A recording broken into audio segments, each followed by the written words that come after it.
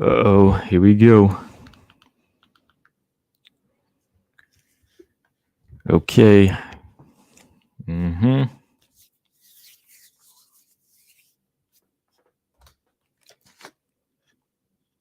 Mm. All right. So we back. We back again. Crazy night. It was half and half.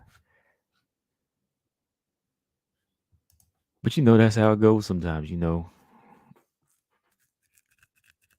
Half of it was decent. We had some good finishes to make up for um, a dud or two. But yeah. Yep. So what is going on, y'all? We back. Let's go ahead and get this thing going in like about a minute here. Oh boy.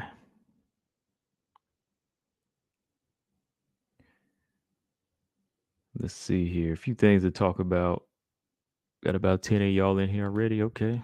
So I guess y'all want to get it in. Just make sure y'all hit that like button. James Perez in the building. What's up? It's a good night for me though. Only one wrong. Only one wrong prediction. So I'm cool. All right. Nova Omega said crazy fight indeed. Crazy night indeed. Yeah. Was not the good kind of crazy either. Stepping in the building. Mark Robinson. He said, I think Rose may be starting to come to her senses. Yeah, I've been looking. Hopefully, right? I was looking at her Instagram and everything, trying to keep up with that. And I was looking at Carla's and I was just looking at everybody else's. And, got a lot of people coming at Carla now, too. They ready. Carla's got a target on her back. So we're going to talk about that. But yeah, let's go ahead and get into this, man. Pretty decent night of fights. I think I went 4-1 in my picks. 4-1, 5-1. Let's see. Only WMMA fight I got wrong was Gatto Cortez. Right, got the other three right. Loopy won. Chiasson won. Carla won. And then I picked Oliveira, and I picked Chandler to win.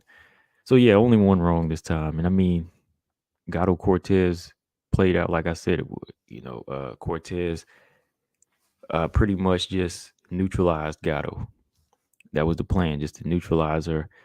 Wasn't like she was completely, just dominating Gatto. You know what I mean? So we'll talk about that though.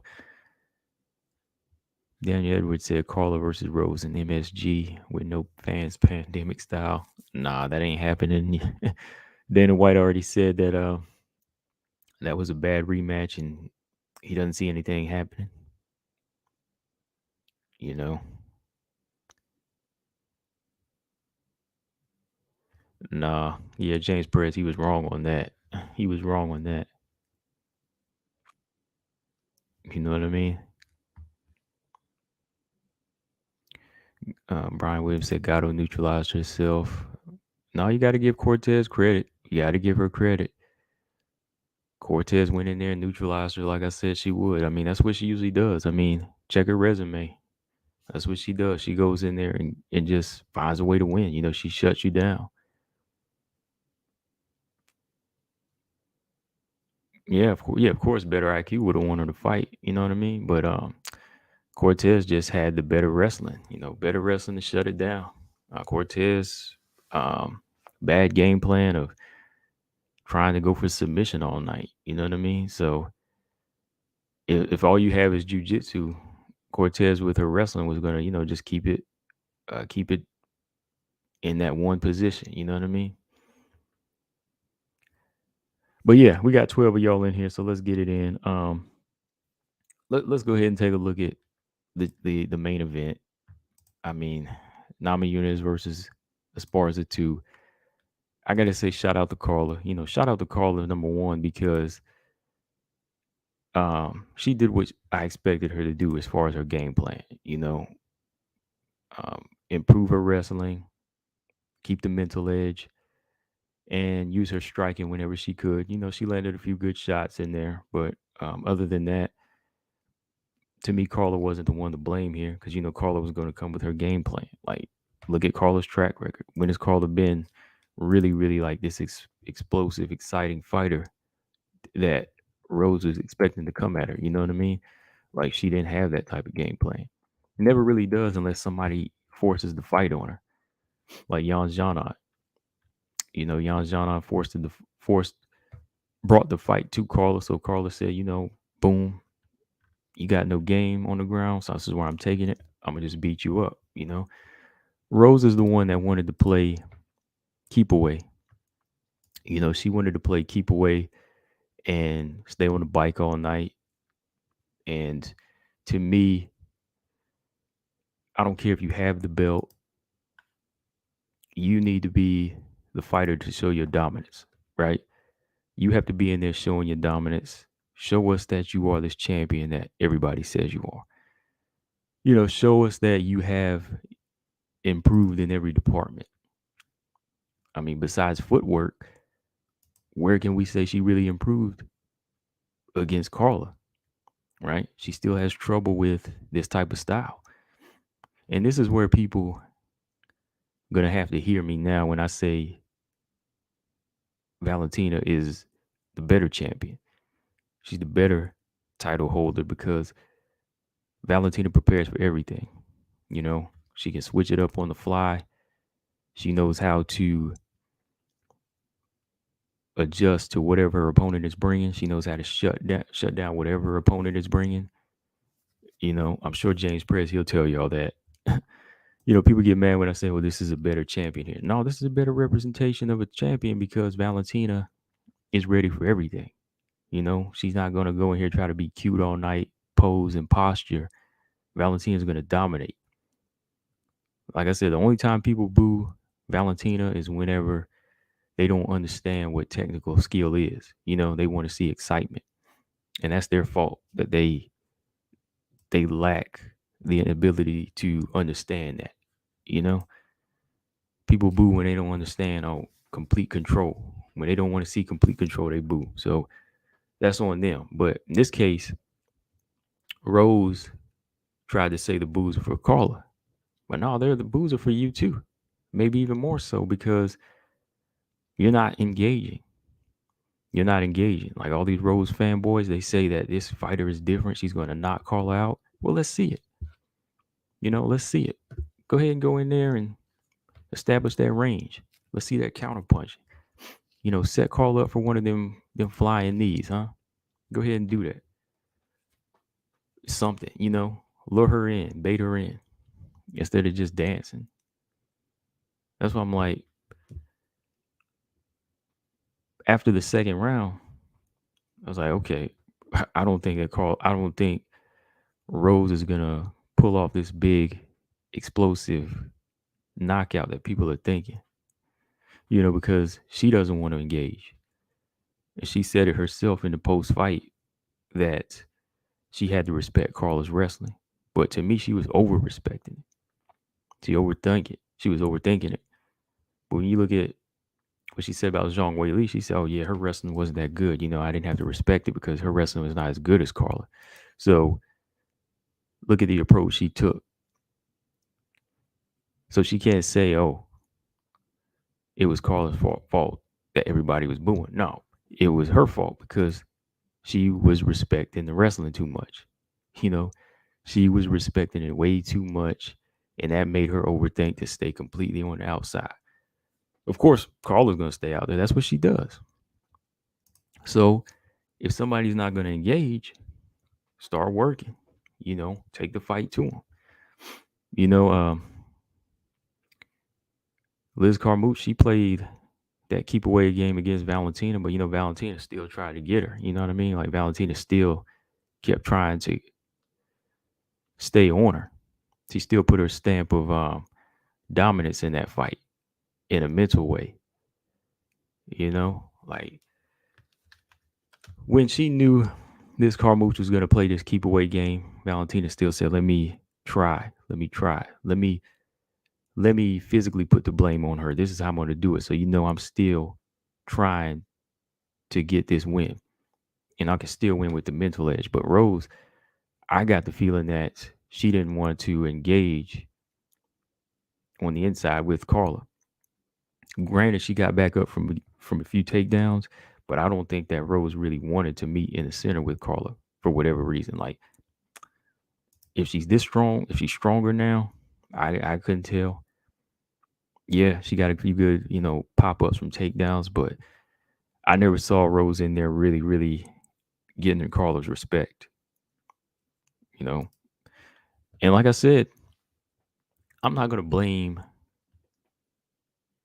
Rose 100%. I know some of it's for Carla. If Carla wants to beat the champion, she has to go in there and beat the champion. I know that. Yeah, she should have went in there a little bit harder too, but this is her track record. That's what I said. Like she's always been consistent. Carla's always been consistent on what she does.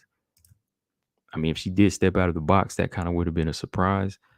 But if you look at her past 5 fights, excuse me, look at her past 5 fights. Verna Genderoba was kind of an entertaining fight, on the ground, somewhat. Excuse me. It was entertaining somewhat. Alexa Grasso, that was a back and forth fight. There was some moments for both of them. Michelle Waterson, that was another close win for her, like split decision. Marina Rodriguez, same thing, another close fight. But she's still finding her little ways to win. Um, Most dominant win for her was Jan Jana because she played into her game. But other than that, man, it's just like, yeah, I didn't expect Carla to go in there and do anything like Andrade or do anything too spectacular, you know. So it is what it is on that situation there. Rose, let's take a look here. I've been looking at her social media, looking at her comments to see if she ever posted anything. So let's take a look at this. Let's see what we got here. Rose, let me see, on Instagram. Okay. So Rose said this. Sorry to everyone I effed up. Definitely feel like a ishy person or human being, but this will make me a better, let me see, this will make me a better fighter. Hats off to Carla. Thanks to everyone who's been there for me. Yeah, she needed that response. She needed that response to climb back because, a lot of people were going in on her performance. Like, I'm surprised that everybody had to, I'm surprised everybody came back on that one and just spoke the real. Let me see. Everybody consoling her though. Joanna trying to console her. Tisha's consoling her. Beck's consoling her. Macy Chiasson's consoling her. Everybody trying to console her. I mean, but let that be somebody else out there. They're gonna be like, "Oh man, you were just on the back foot all day. You weren't doing anything. You were scared." Anyways, so everybody out here, she knew what she was doing. You know what she was doing. Let me see. Hold on. What else did we have? Yeah, because everybody on this Instagram here for you said UFC Instagram, a lot of people weren't really going at Carla's neck. Some people just say nobody really wanted to fight. Some people said they had enough of Rose. Some people said worst title fight ever. And I think a lot of y'all agree with that. um, Somebody said she needs to thank Rose's weak corner.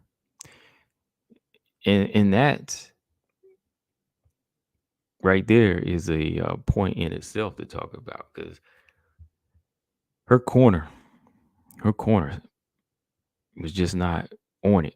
They just were not giving her the advice that she needed. I mean, how do you say that she was? Did they say she was up for? Did Trevor Whitman say she was up 4 rounds?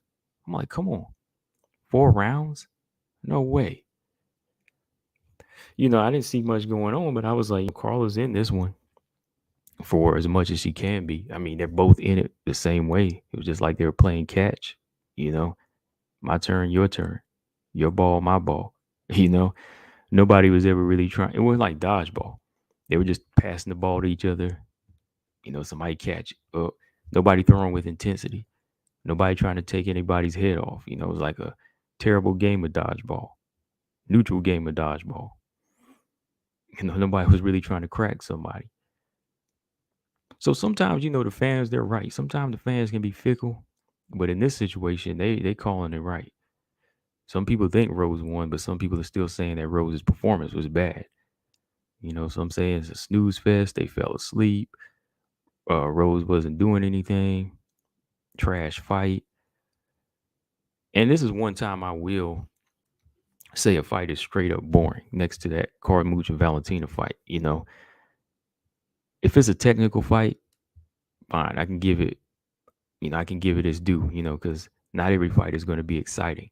But this one here, man, it was like the answers were right in front of them. They just weren't taking it. Nobody was just like trying to take the lead. Nobody wanted to lead here because Rose was open. Carla was open. I think Carla's chin was holding up against most of Rose's shots. So she needed to like take a page out of Andrade's book now, go after it. Neither one of them really wanted it 100%. Like, what did Rose say? Says she feeling comfortable as a champion. Well, show it. If you feeling more comfortable as a champion, defend that belt. That's what it's about, defending that belt. You got to go in there and defend what's yours, just in case Carla does try to take your head off. But no, she just over respected her. So when it comes down to it, worst fight, I'd have to go back and look as far as the UFC history. I know there were some other boring fights in there. Now, when we talk worst fight in strawweight history, championship fight in strawweight history, yeah, definitely. Because Joanna's never been in a bad fight. Andrade's never been in a bad fight. Weili's never been in a bad fight. Yeah, everybody else that touched the strap, none of those fights were bad. None of them. So yeah, this is the worst women's strawweight fight in history. Yeah. And if you're a Rose fan and you're defending it, that means because you're a Rose fan. But if you're really talking good fights and you can talk about anybody else being on the bike and running and not putting on a performance, if you talk about anybody else, then you're just being a hypocrite. But if you look at this poll, man, I asked the question, was this the worst strawweight championship fight in history? Not a single no. About 60 votes, but, not a single no. So I think we can all agree on that. Very bad fight.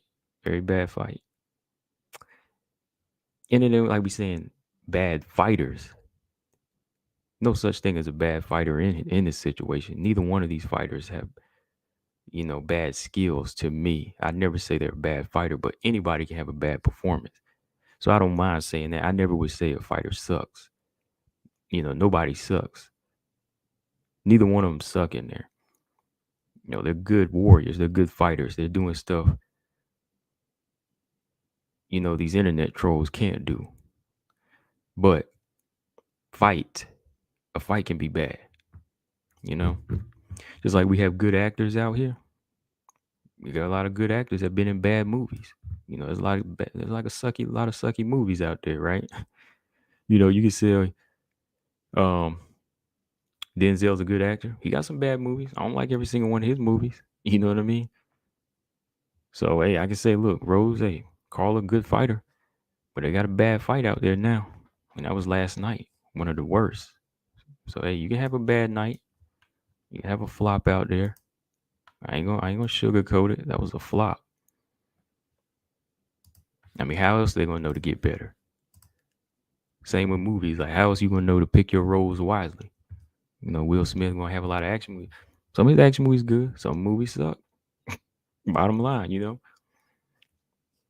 some of these people just, gonna have a bad night or just a bad choice. That's what it is. But let's see. Yeah, 100%. I think that's the only poll wherever I got 100% on. 100% yes, 0% no. you know?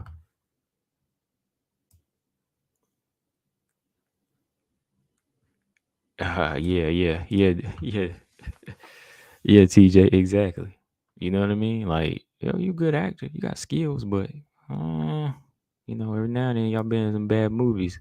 You know, pick them roles wisely.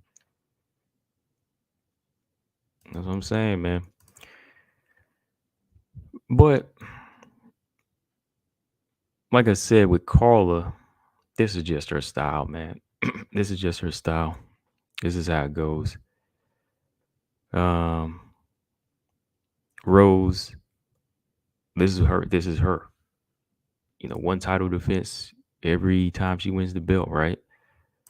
Let's see. She beat Joanna for the belt, defended against Joanna, then lost it to Andrade, right? Beat Whaley for the belt, defended against Whaley in a rematch, loses it to Carla, right? It sounds about right. Defends it one time and that's it. So I can see where DC's coming from, when he said that Joanna's a better champion. Um, I'm not really going to go into the GOAT thing, like who the greatest strawweight is, but I agree with DC that Joanna's a better champion, better representation of the belt. Defends it, holds it, brings excitement in all her fights. Um, Gone the decision in a lot of her, a lot of her title fights, but they're still good. Joanna's fights are still good. So that's how I'm gonna address it. Better fighter, better champion. Now nobody's the greatest yet because y'all ain't retired yet, and there's still a lot of work to come. Oh, Wild Tiger, what's going on? Let's see what else. But yeah, I just wanted to talk about that first. Get that out the way. TJ said Black Snake Moan was not a good movie for Samuel. It was entertaining. It was entertaining, man. Definitely not one of his best movies. Definitely not one of his best movies. But I like it somewhat. I mean, I haven't watched it in like 6, 7 years, but I didn't walk away thinking it was a bad movie.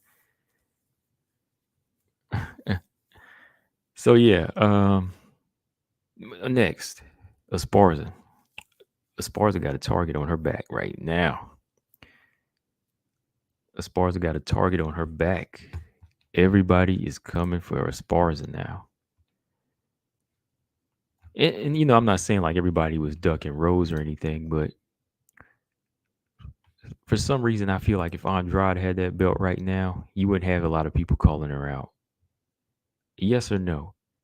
What do y'all think? Like, if Andrade won that belt, will we still get that same energy from a lot of these fighters? I think Joanna would. Joanna would keep the energy. But even Wei Lee won it. Um, Marina's calling for it. So everybody's licking their chops right now. Everybody's licking their chops for this fight. So Carla, boy, she looking like a steak right now because they are going after her, man. They calling her out. Joanna already said she want to get it. But let me pull up Andrade's Twitter though. I know y'all saw the post, so let me pull up the post. I'm gonna read it. Andrade, I think hers was the most savage call out though. Pretty hard, but yeah, it was savage. I mean, she just wants to fight, I think, but it was hard. I mean, did she even write this? Well, yeah, she probably did write this because I didn't think her English was that good. I mean, yeah, the translation, yeah. I thought somebody else might have wrote this on her Twitter. Hold on. Let's see. Let's go with the most savage one first. So Jessica Andrade put this on her Twitter. She said, "Look, I take advantage. I take advantage that you didn't block me on Twitter. I want to say that your fight yesterday was the worst in strawweight history. Champion of boredom. I can't wait to rip your head off. Congratulations on the boredom belt. But fans of this sport want to see a massacre. I'll do." Okay. Did she really write that? I mean, the English looks like she wrote that, but I don't know if she wrote that. That don't seem like Andrade's personality. That's her personality in the octagon, but did she really write that? Come on. Did she really write that? TJ said Claudia wrote that for her. Stamina said Carla ain't keeping that belt. Let's not get it at the. Who said she was keeping the belt, Stamina? Who said she? Who in here said she was keeping that belt? Because we already talked about my. I've been said that. You better check my receipts because I've been said that. Did somebody else in here say Esparza was keeping that belt? Because I already said it, I said this the other day because I was like, yo, she'll probably win it.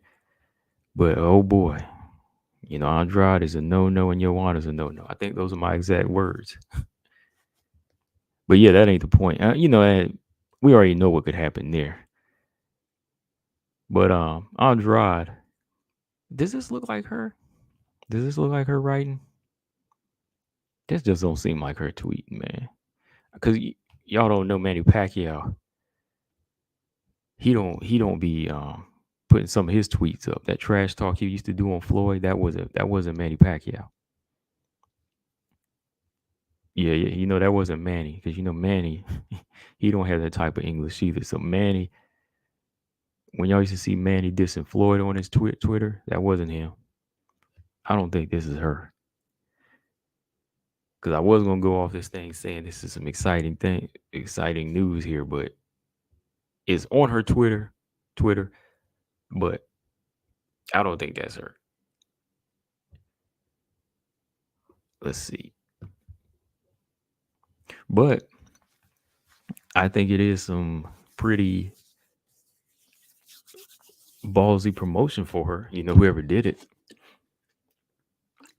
Whoever did that for her, I think that was they probably was looking at that fight and it was like her agent, her manager, whatever, they probably like, oh man, like this was terrible. I got to talk for you. It was like, I got to talk for you. Give me your Twitter. It was like, give me your Twitter account. It was like this boring fight here. These terrible fighters. It's like you gonna kill either one of them. That's probably what they were saying. Yeah, man. But anyways, yeah, you got a target on the back right now. She's got her. Marina Rodriguez already posted her call out. Let me see. Let me pull up Marina's. Marina's a little bit more civil, of course. I thought Marina lost that Yan Jana fight, but I think she deserves her title shot though. Okay, let's see. Oh, okay, yeah, just 3 hours ago. Marina Rodriguez posted, "I'm the fighter with the most consecutive wins at strawweight. It's high time to let other girls show what they can also become champions. I know the greatness of former champions, but changes are needed in the best and most competitive UFC weight class, right?" Okay. Yeah, so Marina's ready to make a change. She said, "Look, y'all been here long enough." And that's directed towards Dana. That's directed towards Dana because Dana White actually said that Wei Lee and Joanna is for number one contender. So she should have tagged Dana. She just tagged the UFC. So everybody's making that argument right now. What else did she say? Let's see. Congrats, Carla. But now we have some business to do. Enjoy your belt and your wedding because I'll see you again September or October. Just give me a date and a location. A big rematch. Let's go. All right. So yeah, she been called for that. She called for that in one of her press conferences because somebody asked if she fight Carla again.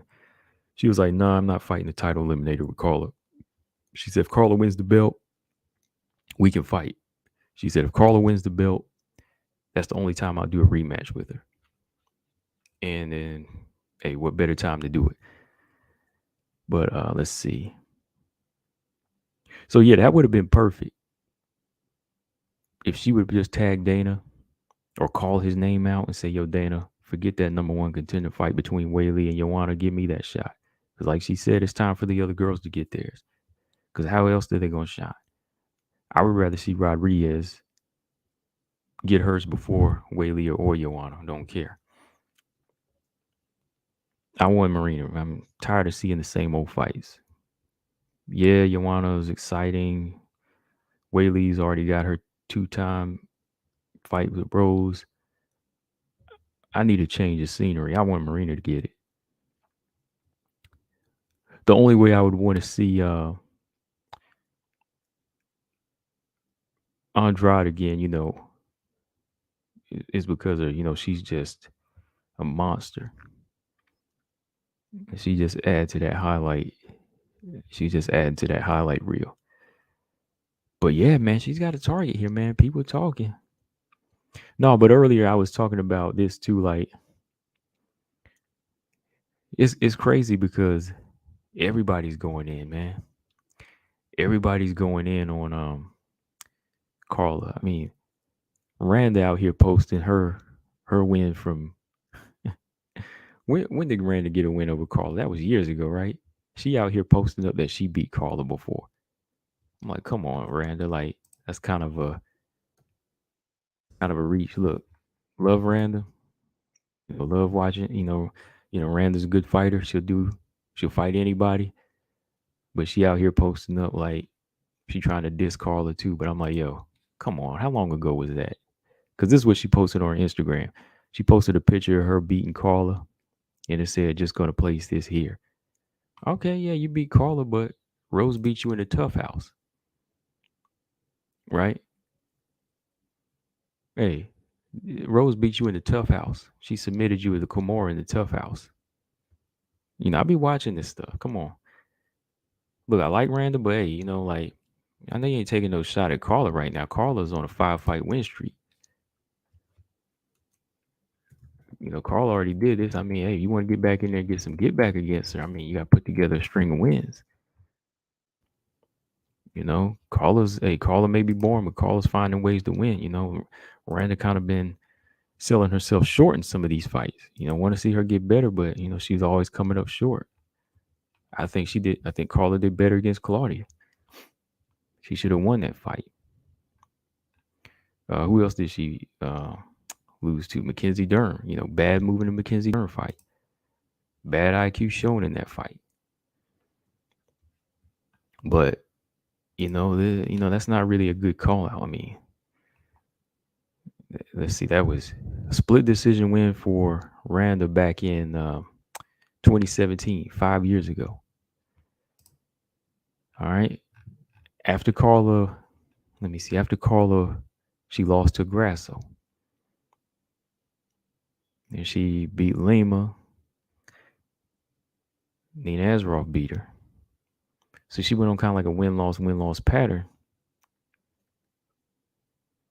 Then she went on a 4-fight win streak, losing streak, 4-fight losing streak, whereas Carla just went on her 5-fight win streak.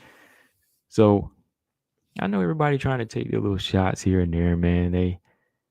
I'm just saying, hey, Carla did it.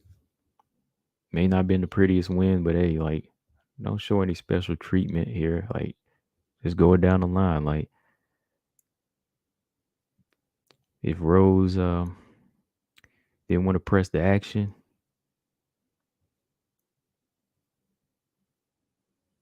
I'm not hating her, but I'm just saying it wasn't a good fight. Like I said, terrible fight. Terrible fight for two good fighters. All right. Kareem Spirit said he wants me to pull up the fight. What fight? What fight are y'all talking about? Yeah, make sure y'all hit that like button. Got like 20 of y'all in here. We just talking anyways. Just having some conversation, just conversing. What fight are we talking about? What fight would you like for me to pull up?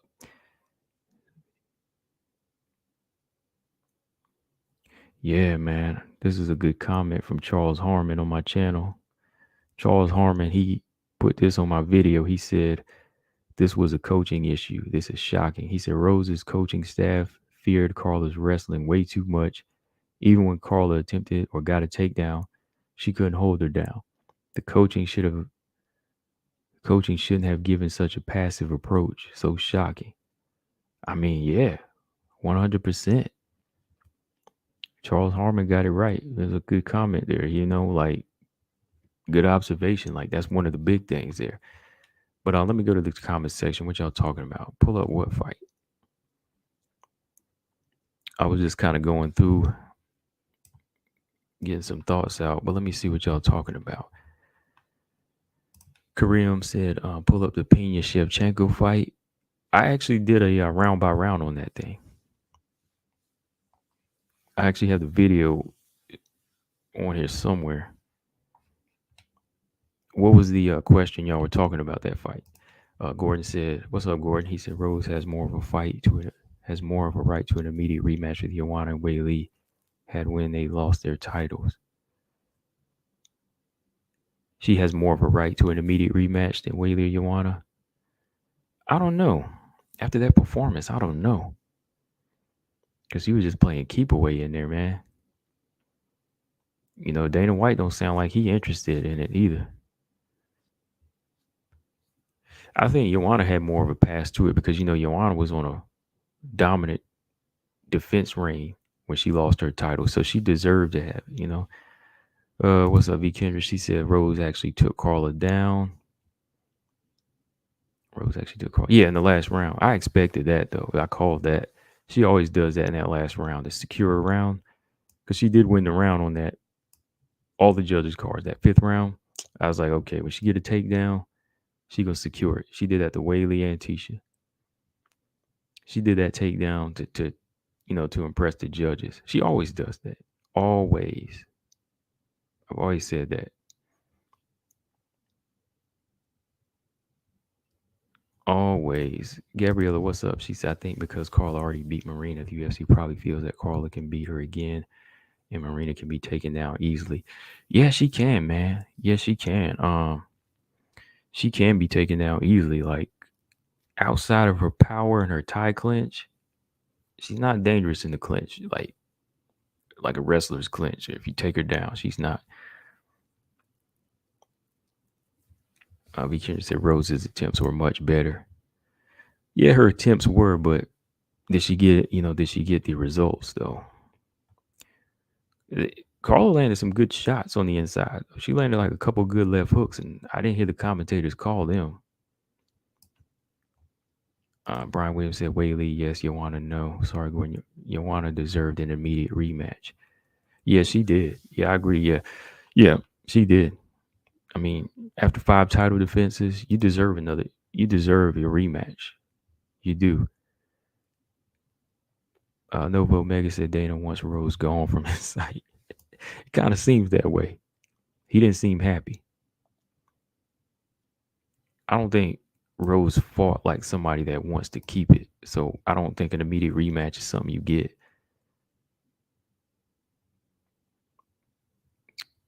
Gordon Moore said, you think Carla did anything like Rose did to Joanna and Weili? Mentally, she did. That's the thing we ain't looking at. Mentally, she did.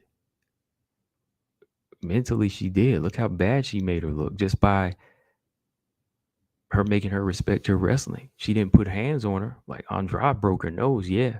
But Carla must have broke her rhythm or something, because why did she not engage? Why did she take this ugly approach of fighting?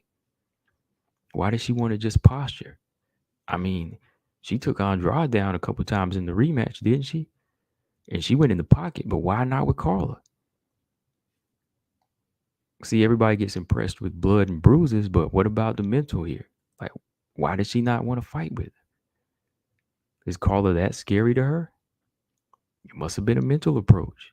And I think that's the best way to win. It may be ugly, but it was the best way to win. Like, she didn't take much damage. Carla didn't.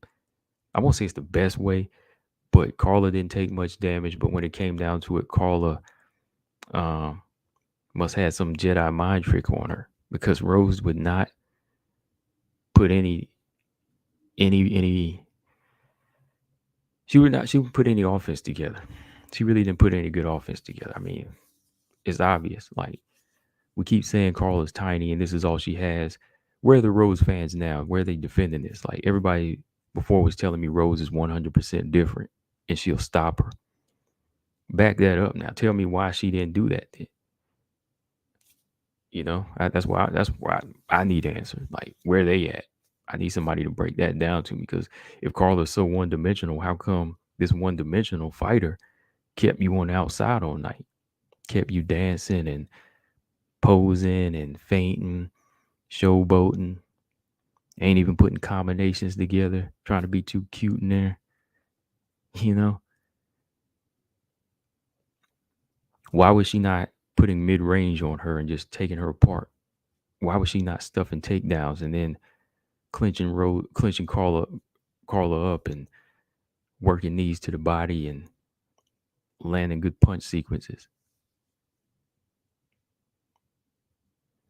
That's why I couldn't pick her. I kept saying, "Oh, let me see," but I said that mental edge was a big part of this, man. It was like that mental edge, Rose's character, her fight game, plus just the inconsistency. It's like, I don't know. I can't pick her. I just couldn't pick her. I had to stick with Carla on this one. Yeah, Carla ain't Andrade and she ain't Joanna, but they both lost their rematches. So hey, sometimes ugly is ugly, but I mean W's a W. Yeah, Rio said they want to give the winner of Whaley Joanna a title shot because they could probably beat Carla. And then Marina gets a title shot, which sucks for Marina. Yeah, that's true. Because Dana didn't even mention Marina. He mentioned Joanna and Whaley. Yeah, you're right. He mentioned them too because he was like, they'll fight for number one. I mean, if Joanna wins, I would love to see Marina versus Joanna. Y'all know I love that fight. But it sucks for Marina. You know what they would do? Do something dirty. They might make Marina fight Andrade. That'd be dirty. I mean, exciting for the fans, but dirty for her. Oh man. I think the conversation's been more entertaining than the actual fight. I think we had more fun in my live last night and now than the actual viewing of the fight.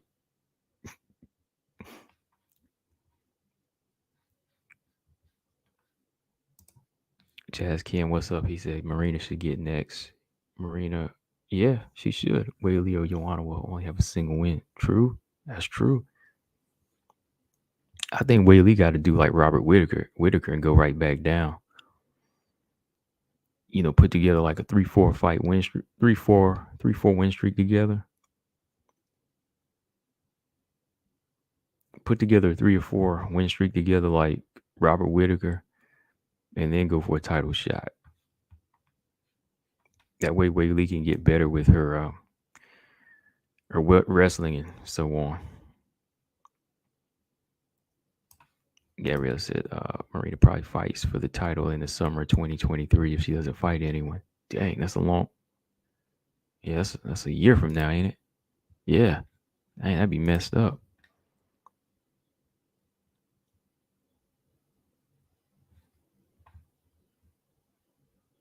Ulysses, I think she deals with anxiety and a lot of internal stuff. Yeah, I think so too. Because every fight has to seem like something real big to her. You know what I mean? Like it's always like a big monster for her to tackle. Like every fight is like for her facing her fear. And yeah, it can bring out the best. And yeah, it is kind of like therapy for her. But I think when it's more of a lifestyle, it's a little bit easier. Like for Valentina, it's a lifestyle for her. Fighting's like a lifestyle. The martial art is one with her.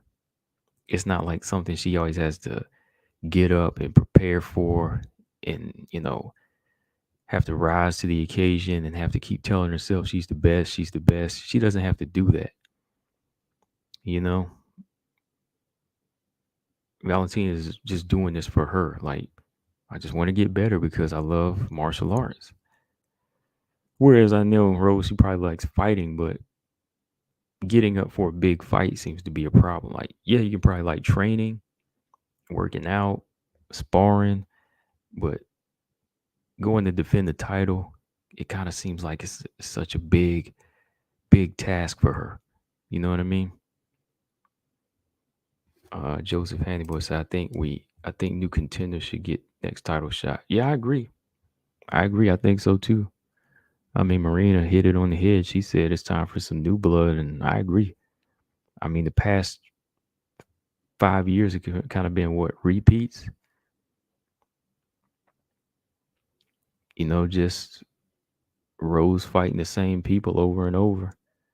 So now Carla's got the belt, so maybe we get Carla Marina. I mean, it's a rematch, but it's something new.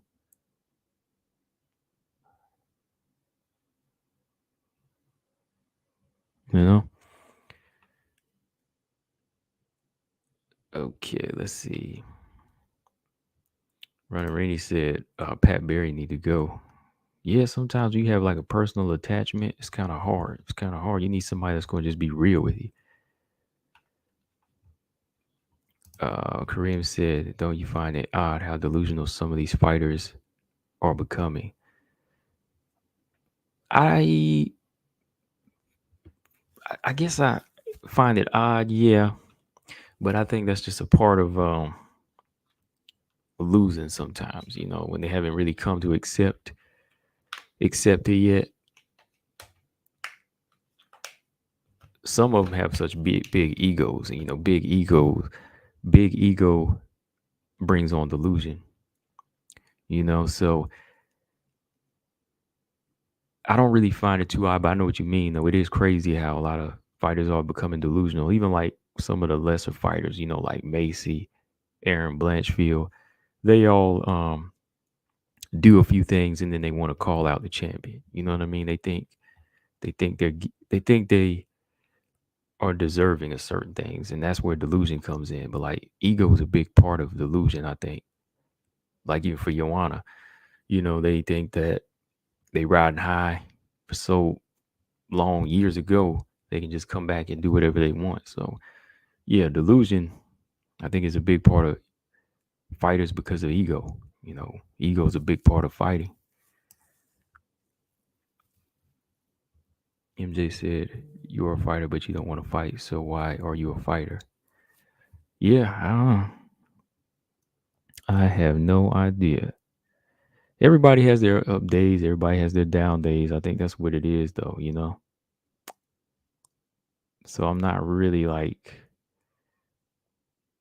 gonna be too hard on them sometimes. I mean, I'm gonna call it like it is on certain situations, but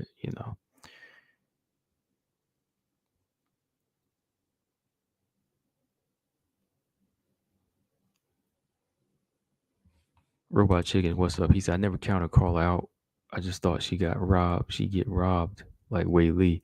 Yeah, I thought at the end of that fifth round they were going to give it to Rose, but my memory went back in the fight. I was like, I don't know. I said, I give Carla the first 3 rounds, and they actually stuck by it. I think what everybody gave Carla. Did everybody give Carla the first round? I know everybody gave Rose the fifth round, but the one judge had it 3-2 for Rose, 3-2 for Carla. Now what, 4-1 for Carla? Yeah. So hey, I don't know. They've in MMA they don't like that dancing, right? They don't like that defense. So she thought she was showing great defense. I don't really think she was showing great defense though. Like I think she was doing a lot of extra. Like I think great defense is like her slipping at the right time. I think she was doing a lot of extra in this fight. Rose was. I'm just saying. As somebody that loves defense and loves boxing, I thought Rose was doing extra. To me, she was doing a lot of extra movement. Like she was. I ain't know. Like I said, just tell them the truth. Rose is doing a lot of extra movement. I mean, it's one thing to slip when somebody's stepping in or using your footwork to just confuse them so you can eventually get on the inside and land something, like Muhammad Ali or something or Floyd Mayweather. But when you just out here dancing out of range and trying to feint from a distance, it's a little extra, a little too much. Yeah, Chaz said, did you see Miranda complaining about Barbara getting the short notice call to face I? No, I didn't. I thought a fight with her and Meatball would be next, anyways. But no, I didn't see that. I'd rather see her and Meatball fight. But Barbara, she's always ready to fight too. I mean, Barbara still lost that Miranda fight, so I know where Miranda coming from. I know where she coming from. Robot Chickens, I never counted Carla out. I just thought she got robbed. Like Whaley, yeah. Nova said, who's Meatball? Oh, Molly McCann. Sorry. Australia said, who's next for Loopy? Yeah, let's talk about Loopy here in a minute. Jazz Cam says she's still crying robbery. Yeah, I thought she was robbed too, but I mean, yeah, we got to move on, I guess, Yeah, I thought she did good. I thought she won that fight, but yeah, it's time to, move on. I don't know, man. Miranda probably beat Gatto too. She'll probably beat Gatto, and everybody, we were all kind of thinking that's dangerous. I don't know, man. Miranda might beat Gatto with the way Gatto has trouble with wrestling. I know ain't nobody going to hear that, but yeah, I might put Miranda in that one. Miranda will probably take her down. She can neutralize her jiu-jitsu, maul her. She's strong now. Okay, let's see. Stamina said there's defense, then there's evasion, making your opponent miss versus continuing to stay out of range. Right. Yeah.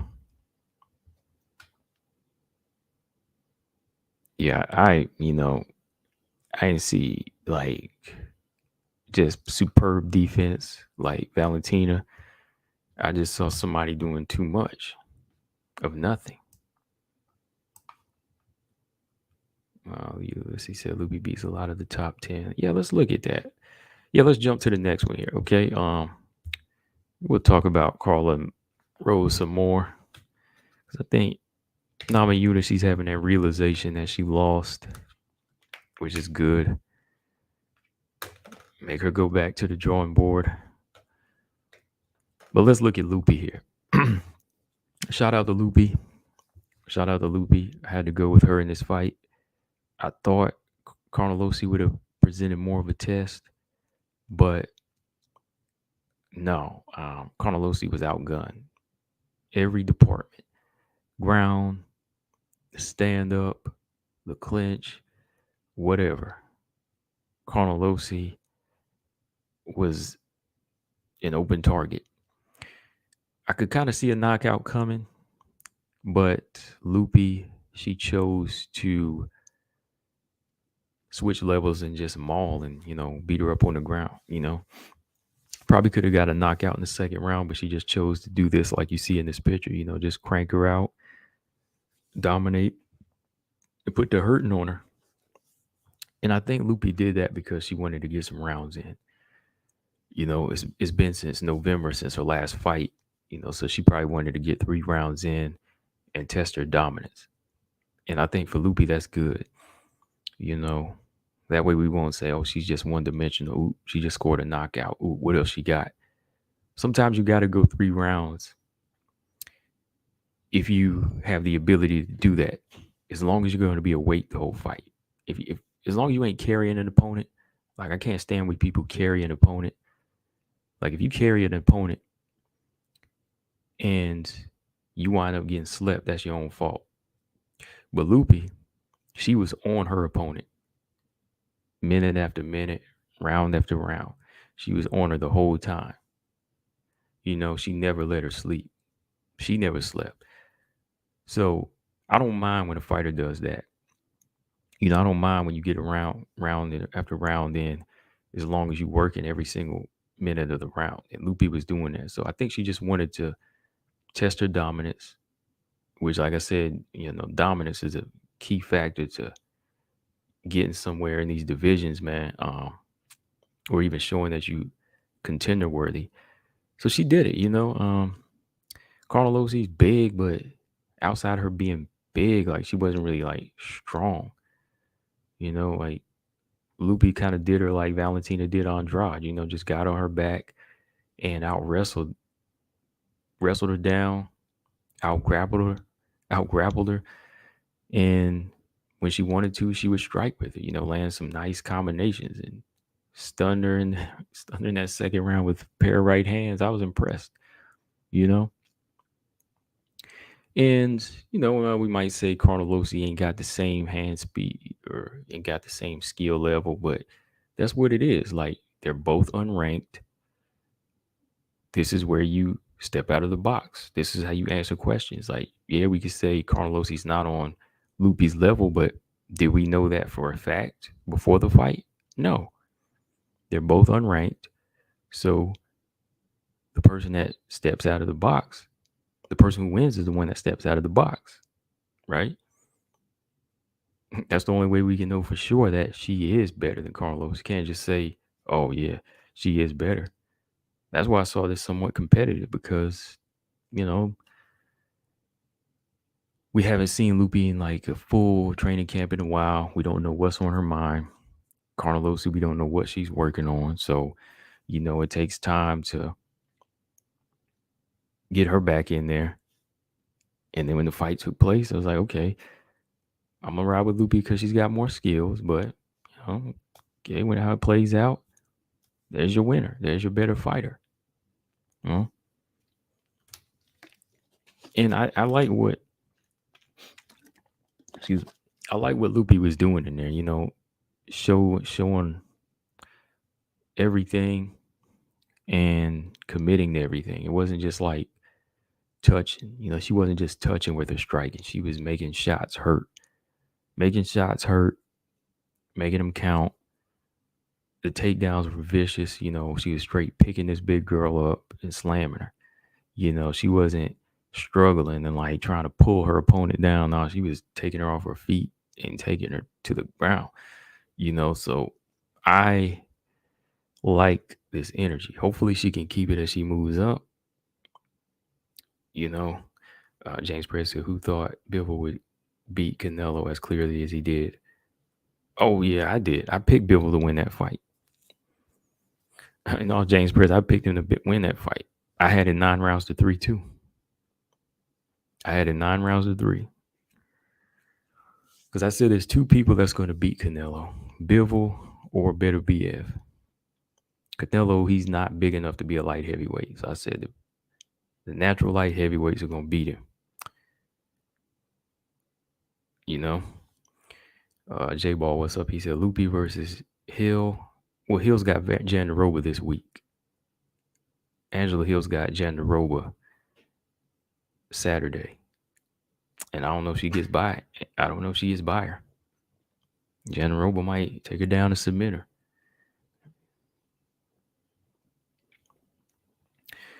Well, I don't even really know James Perez if Canelo was number 1 pound for pound. Like, this was like his biggest step up in competition in a while. I mean, it was so casual because Bivol's just bigger and naturally stronger and faster. He's a natural light heavyweight. Canelo has to kind of pick and choose at light heavyweight. Let's be real. I didn't see Canelo winning that fight. He doesn't beat him or Beterbiev. They're just the good big man always beats the good little man. There was no way he was going to beat him. And it looked casual because he's just faster and, longer and taller and stronger. And Canelo's not used to somebody throwing combinations like that.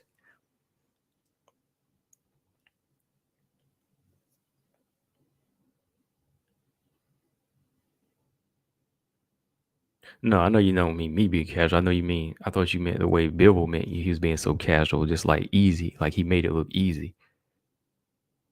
Yeah, I thought you meant the way he made it look easy because, yeah, he made it look easy. But when you realize his skill set versus Canelo's, it will be casual to him, you know. Oh, I know you know not me. I know you're not calling me a casual. Uh, Crawford, I don't know Spence, man. Spence is up there too, though. Spence is up there. I think Spence, he's a three belt welterweight champion, and welterweight is a top level division. And he got all three of the belts. Yeah, Usyk would always beat Canelo too, man. Canelo want that. Canelo's not good against speed, slick fighters. He gonna look good against big guys who don't have power or brawlers, one dimensional. James Bressy, you think Spence beats Crawford? I think he can. It's 50-50, but I think he can do it. I think he can do it. I don't know if Crawford ever taken that type of punishment at welterweight. The level of competition Crawford's beat, it's not the best. That's why he stopped them all. And I think Spence, people don't give Spence enough credit for his IQ, how he breaks people down. I think Spence is very, very tough and educated. But yeah, what was I saying? Yeah, Lupi, man. Let's look at the rankings here. Lupi, with what Lupi showed, let's look at these strawweights. Lupi deserves the top 15, yes or no? So Lupi deserves the top 15 now, right? So who we gonna see she can line up with? Let's see. Okay, so Brianna is fighting Panay, so no. Y'all know who I'm about to say. Angela and Verna Genderuba, they're fighting. So no. Uh-oh. Number 11.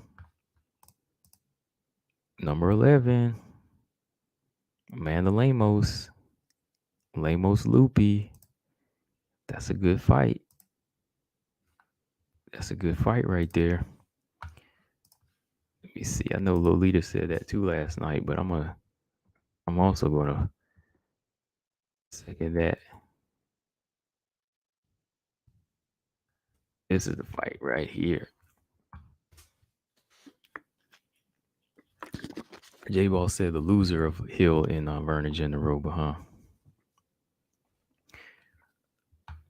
With Lemos coming off a loss.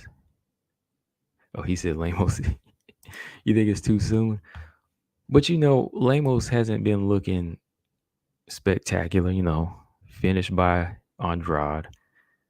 The Hill fight was awkward for her.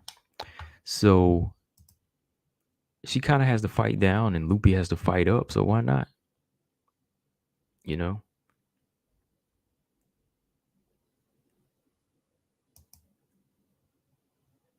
So whoever loses Verna versus Angela, you think that fight? I mean, that's not a bad fight. That's not bad. I would take it. I mean, if they can do a quick turnaround. Let me see. They both fought back-to-back weekends. Lupi fought this weekend. Angela Hill and Vernon Genderoba fight. So, yeah, why not? Yeah, that's not bad. Maybe August or September. Yeah, I'll take that. Winner or the loser, it don't matter.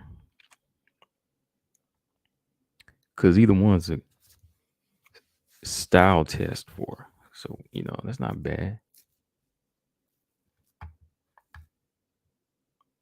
Y'all don't want Lupi to get killed, right? Y'all want her to watch out. I know. Y'all think that's being too hard on Lupi? I mean, everybody's saying Lupi tough, Lupi this, Lupi that. So with Lemos having to fight down, I mean, why not? Don't be surprised if they make it though. Don't get mad if they do make it. J-Ball said, I think she looked good against Andrade. Just got caught. Hill fight, I agree. Yeah, Hill lost that fight. Yeah. Bipolar said Lemos lost to Hill. No, I think Hill lost that fight.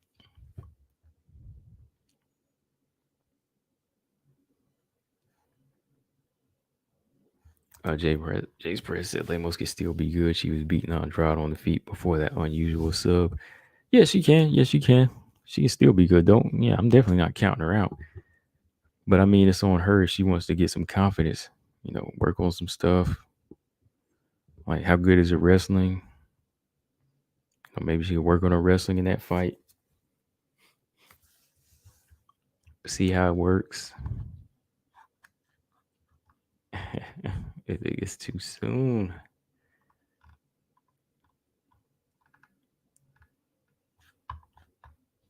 I said, oh boy. Let's see. Colostrum said MJ, yeah, that's why I said she need a finish if she wants it. Besides, it ain't but sometimes it ain't easy. Stray said no on Lamos Loopy. Lamos lost by out of the blue submission. Lamos should be calling out Waterson or Torres. Yeah, I said that too. I agree with that. Yeah, I said that last week too, before as soon as she lost that fight, I said either Torres or Waterson. But with Loopy needing an opponent, I'll take that fight too. They're all in the same realm to me. I mean, with Lamos a little bit above her.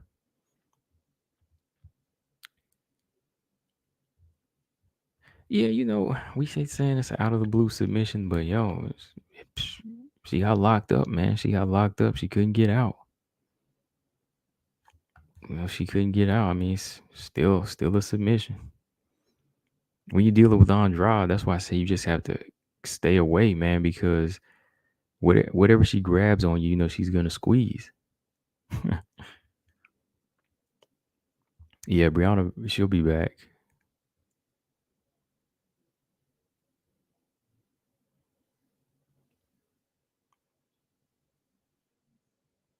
He'll beat Lamos. Nah, she ain't beat Lamos. I thought Lamos won that fight.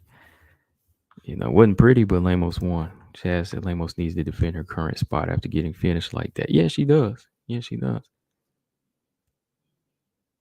Yeah, she has to.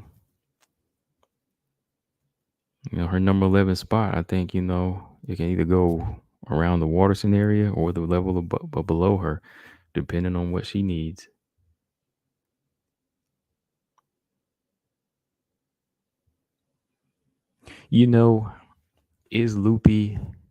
Is Lamos too soon for Loopy? Is it like Andrade was kind of too soon for Lamos in some ways?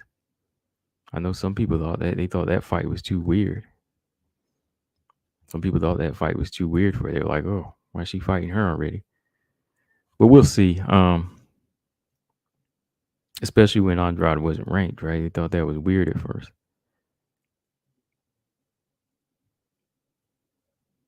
Okay, so yeah, we'll see. We'll see what happens.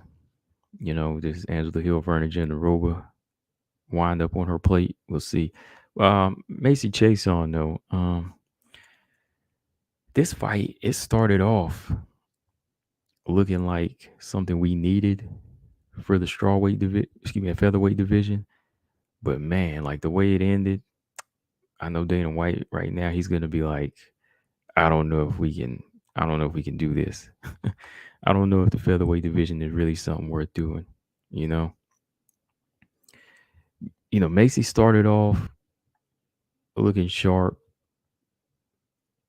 Norma, she had her moments in the second round, even in the third round. I can't really put all the blame on Macy. Again, like Norma, for everybody that big Norma up, a lot of y'all were saying Norma was the truth too. Norma should have had some answers for this hold or this blanket that Macy put on her and that she couldn't get off. You know, OC Colostrum said Lemos can't wrestle, has no ground game. That's why she needs that fight on a lower level to see if she can step her game up.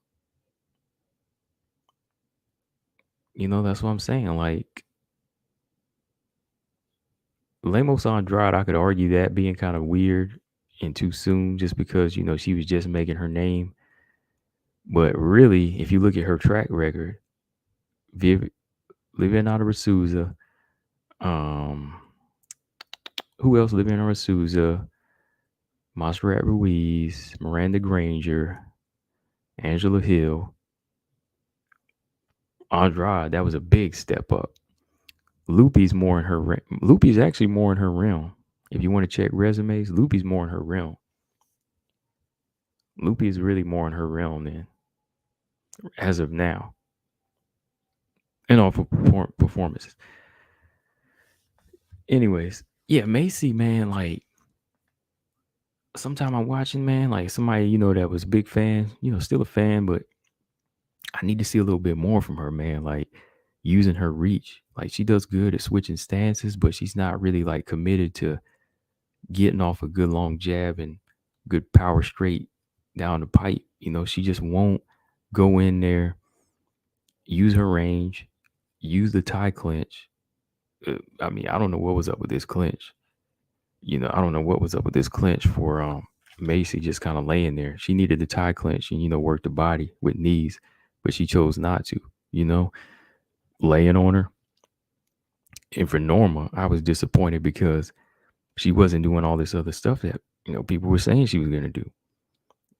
She wasn't in there using her knees or powering through with her right hand. I mean, she hurt Macy in the third round, and never followed up. So I think after watching this fight, Dana White, he's gonna be like, started off fun, but he's like, maybe this ain't no reason to build no featherweight division because neither one of them gonna beat Amanda. He might think like that. I'm just saying. Off of that performance, he's probably thinking that way. That like this ain't impressive. I ain't impressed. Zama said, where was Norma's takedown defense? I don't know. I mean, where was her ability to break out of that clinch? Where was the strength? Like, why could she not fight for an underhook? TJ said Chiasson gassed. Yeah, she gassed, man. And like, she wasn't really putting out too much volume either.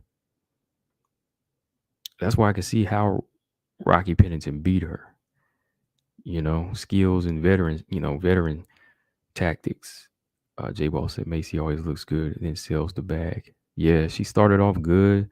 She rocked Norma, like caught her with a good left hand, and Norma's eyes, you could see she felt it, but there was no follow-up.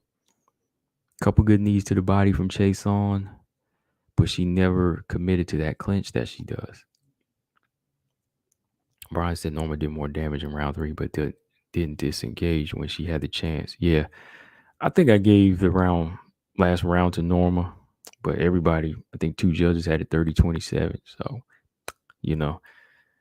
Norma did like dog her a couple of times with some right hands and rocked her throughout the round. And then Macy was just holding on for dear life a couple of times. But let's also not put the blame on these fighters. We playing the blame game tonight. let's blame can we blame the referee a little bit? Yes or no? Because ref, he should have broke these clinches. Second round, third round, he should have broke a clinch. What do you think? I mean, Brian, what do you think? Like, what do you think about him letting these clinches go on for so long and nothing happening? He should have broke it, right? I mean, yes or no? Especially in the third round, it was time to see some work. But he let it go. She was just laying her head on her. I was like, yo, come on. Referee, are you going to break him so we can see, so they can really engage? TJ sent the link. He said Norm was insisting featherweight division open. Macy Chiasson, Amanda Nunes. Link to Norma's comments on the division. Let me click on that. James Perez said, what's the little Brazilian girl's name that fought not too long ago and won that featherweight fight? She was putting on a beating on the other girl. She seemed legit on the feet, short hair. Oh, Josiane Nunes. Josiane Nunes and Ramona Pascula. I think Josiane Nunes would be good at 125 or 135, though. All right, let me click on this link. Oh, never mind. The link ain't open. Hold on. Yeah, he did say that. MJ, he did say that. I heard that. He said if that was her, Dean, that never would have happened. Herb Dean will let you fight. Brian said maybe, but Norma wanted to work. Norma want working too hard to get out either. She was looking to the ref, but that's why I didn't think he didn't. Yeah, but when it's like a stalemate, I think you just have to say, no, let me break. If neither one of them are really like putting on action, it's just like a stalemate. I think it's just a point where you have to just say, let me separate them. Like there's a referee in Combate. What's his name? Sanchez. When he don't see no work, he break him. I mean, he just go in there and break him. Like it's the minute they just lock up and he don't see nothing, he don't care whose fault it is. He gonna break him.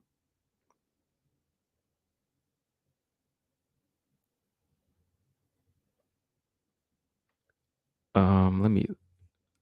I'm trying to click on this link. Hold on. Let me try to click on it on my phone. Hold on, y'all. Stamina ain't nobody waiting on Danielle Wolf. I'm not.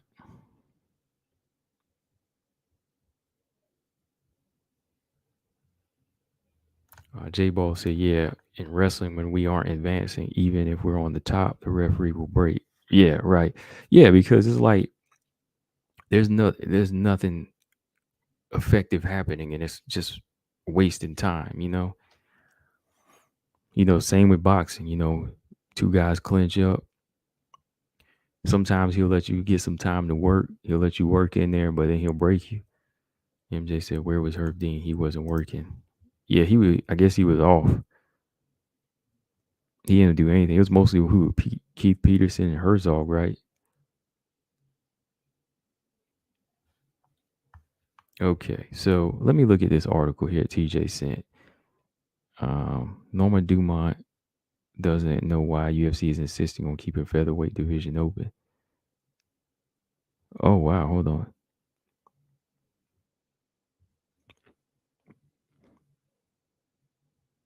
My situation today in the featherweight division is who wants to fight. That's the problem. Holly Holm didn't want to fight. She didn't get injured. She just didn't want to fight. Dang. She signed the contract, then pulled out 10 days before the fight. Aspen Ladd only took the fight because she was in a bad situation after missing weight. Didn't have any options. The UFC pressures the athlete. The same with Macy. She lost and missed weight, so she was in a bad spot. The fights the UFC is booking for me are opportunities for athletes that need fights. And I know it's not easy for the UFC to book them. First, everyone's afraid of this division, so no one wants to move up. If you have a ranking, you force an athlete to fight to earn better positions. You don't have that at featherweight. So girls don't have much interest to take a tough fight without knowing where they will go from here. You don't have a goal in this division. Finally, somebody just spitting something real, man. You really don't. This division makes no sense. Just get rid of it. I mean, sorry for Norma. Just let Norma and Macy go off the PFL or Bellator. That might be a video I have to do. Just set them free, man, because Norma sounds disappointed. She said Holly backed out. Aspen Ladd wasn't nothing but a blown up bantamweight. I mean, hey, sad. Sad that they have no answer to such a simple solution. It's a simple solution right in front of their faces. J Ball said, yeah. Oh, yeah, I read that. Yeah, I got about 20 of y'all in here. Make sure y'all hit that like. We still in here talking. Let me see. Oh, hold on. Got an email from let me see. Got this email from Mark. I think I got an open link here. Somebody sent me there. I think they did. Hold on. Oh, wrong email. Oh, yeah, use that email. Hold on. Oh, can you send me stream your link to this? Oh, sure. Hold on. Got somebody wanting a link. So hold on 1 second.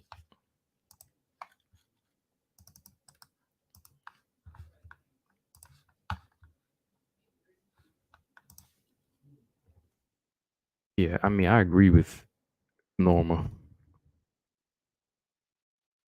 I'm tired of it. I'm tired of Tired of talking about a division that ain't really going to come to fruition now.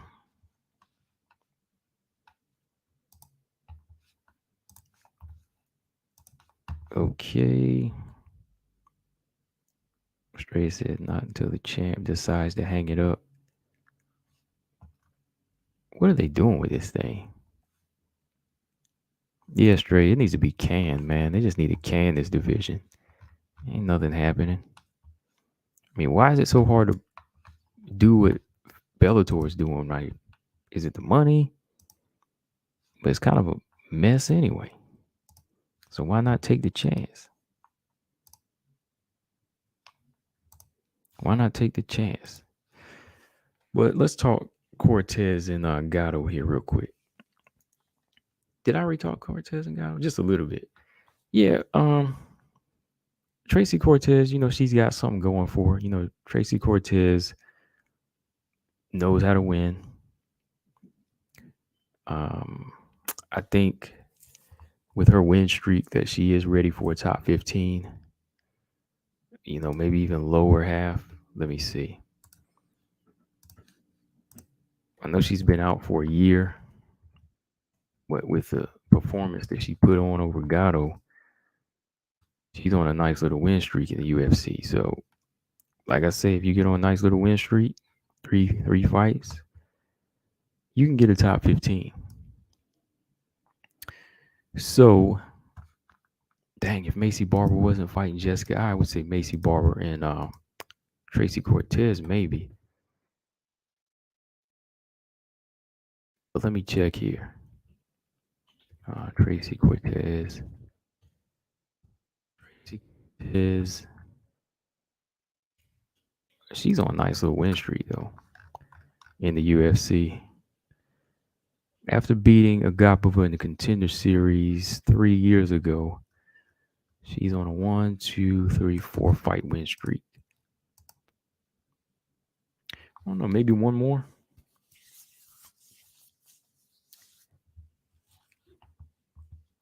Gatto sold the bag. Yes, she did. BJ, what's going on?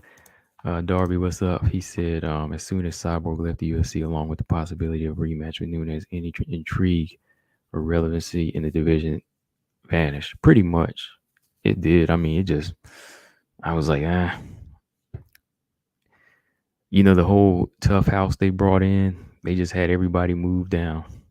That was crazy. Just had everybody move down to 135, killing Macy Chiasson at 135.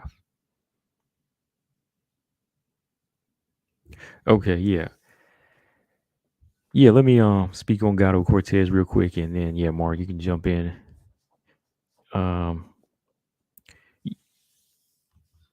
Let's see, Cortez. It's very, very, very likely that, man, everybody's taken though. Maybe one more unranked fight if she wants to just get busy. Who would be a good fight for Tracy Cortez right now?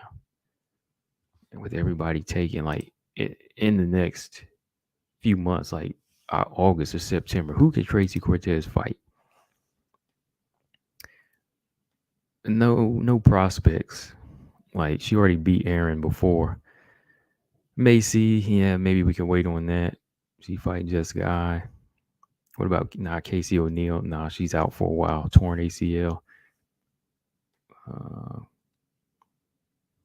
JoJo.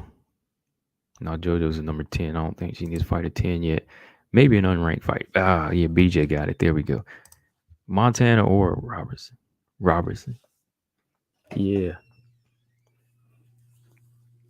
Yeah, that's another. Yeah. J-Ball said Montana. Yeah. Either one of them. And you know what's going to happen to Montana if she lose.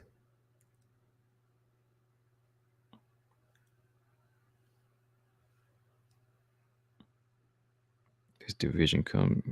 Hold on. As Alma said, Maverick isn't beating Gatto. Shoot. If she can't handle wrestling like that, watch her. I ain't even going to argue with you on that. Cortez is better than Maverick. Both of them have wrestling skills better than Gatto though. She take her to the ground. She ain't doing nothing on her back. Maverick is a brown belt in jiu-jitsu, so she can nullify her as jiu-jitsu. She can defend against it. Yeah, Jillian Robertson, that's a good fight for Tracy Cortez. Yeah, I agree with BJ. Yeah, Maverick striking is better. But well, I think Maverick lets her hands go more, but I think that Cortez has a decent jab though. I think her jab is pretty decent. J Ball said O'Neal's gonna be out for a minimum. Yeah, probably with that torn ACL. Probably won't see her till 2023. Yeah, Cortez and O'Neal. Yeah, that's not gonna happen. I'll take Cortez and Jillian Robertson. And if she fights DLR, then DLR loses. It's time for DLR to be cut. I'm just saying, like, yeah, because that'll be what, 3 in a row, 4 in a row. I would have to go with Cortez against Montana because I think she's a more physical wrestler too.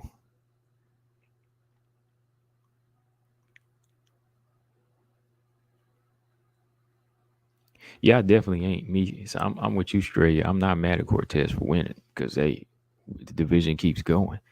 I'm disappointed in Gatto. That's like you said because she didn't adjust.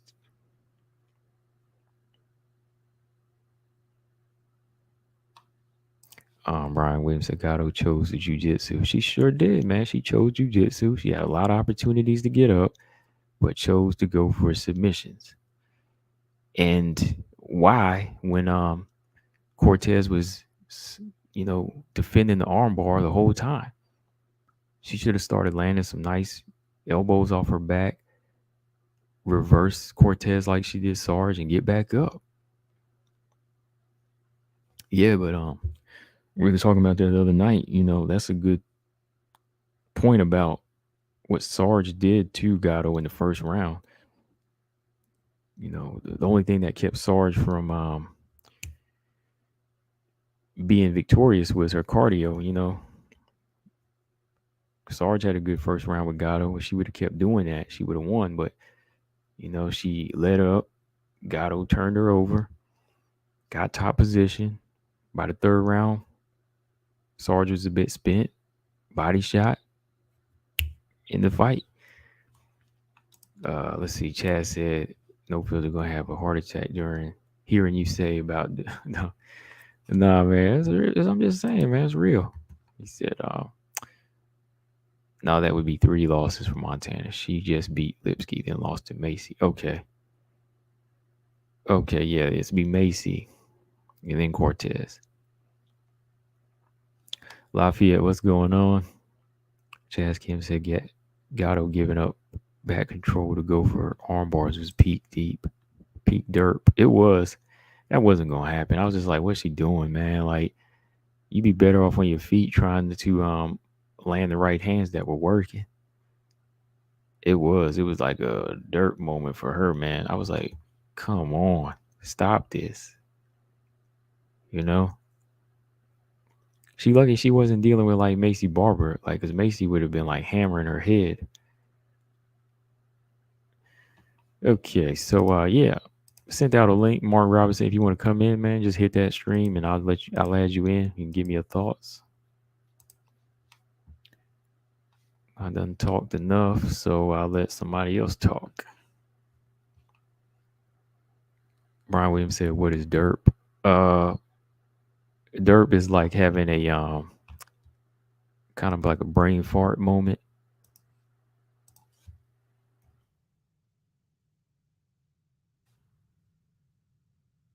Or a stupid moment, like a foolish moment. When you do something foolish. Derp. It kind of says it itself. Okay, so I got another link to send out here too. So I'm gonna put out another link here, but let me go ahead and add my man Mark Robinson to the stream here. All right, y'all. So y'all don't know who this is. I got Mark Robinson. You see him in the chat. Always got some good conversation going. So, Mark, what's going on, man? What's up, man? I'm doing good. Oh, How are you? I'm good, man. I went 5-1 this weekend. I'm feeling good. Yeah, you usually do pretty well, so that's good. I'm glad you're back on top of the mountain. That's good. Either I started going with my gut. That's why, because I was playing. I kept playing, man. I was like Macy and Norma. Then I was like, nah, let me ride with Macy, man. Yeah. And same with Carla. Same with Carla. People trying to sell Rose to me, but I was like, nah, let me go with Carla, man. I went with Carla as well, man. Like I just. Oh yeah, so you know what? That's what I want to talk about first. Clearly, man. Like we were so excited for this fight, man. Like this is crazy that we were looking forward to this for so long, and it turned out to be the type of fight that it ended up being. So that's disappointing, but it's. I mean, I do feel like we did learn something, you know. So I'm gonna start with this idea right here. I don't know if you guys remember when Izzy fought Whitaker the second time. I don't know how many of you guys saw that, but after that fight, Izzy got kind of like people were kind of going hard on Izzy a little bit because they were like they didn't feel like he was aggressive enough. And Michael Chandler, he said something that I really agree with. Like he said that he loves Izzy and he said that he has tons of respect for him, but at the same time he called Izzy out and basically said, I dare you spar, basically. He's like, you're on the biggest stage in the world. He's like, Izzy, I dare you go in there and spar. He was like, and here's the thing that I really agree with Michael Chandler. He said this. He said, as a champion, people want to see you assert your dominance in the presence of a threat. That's what people want to see. And I was like, that's a Exactly. perfect way to put it. Assert your dominance in the presence of a threat. So the problem is this weekend, Rose did the exact opposite of that. Right? She did the Mhm. exact opposite of that. There was no trying to assert her dominance whatsoever in the threat of Carla's wrestling. I mean, I knew she was going to be like going into this fight. I picked Carla, but I said if Rose fights safe, she should win this fight, and I think that's true. But the problem is she she was safe, but she forgot to fight.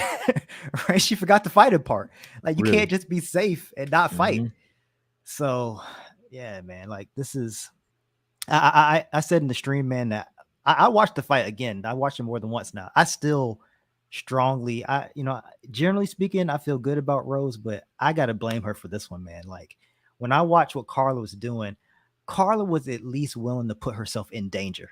She was like, at least trying to like engage, because she knows she has the Rose has the reach advantage, Rose has the striking advantage. At least Carla was going in there trying to strike sometimes, trying to, do something, man. But Rose was just that's like the safest fight I've ever seen. So that was just wild to me that she did that.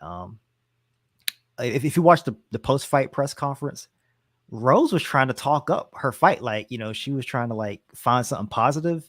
But as you said in the Instagram, I think either she has she's changed her mind about how that thing went, or somebody changed her mind. Somebody that she trusts changed her mind and convinced her that it was a disaster. I don't know which one of those things happened, if she did it herself or somebody did it for her, but she's kind of singing a different tune now. Mm. Yeah, I'm kind of hoping that it's like you said, maybe she actually watched it because I think it might have been the fight high. She was coming down off the fight high. And she just said, "Oh, I won, I won." You know what I mean? You Mm-hmm. know how some fighters that's their first reaction, but maybe she went back and looked and said, "Wow, maybe I didn't do what I needed to do." And that's the part where I think you really do have to start blaming trainers because, like they say, even in boxing, like trainers are always going to see something that you don't see, and when they Mm-hmm. tell you to do it, you need to do it.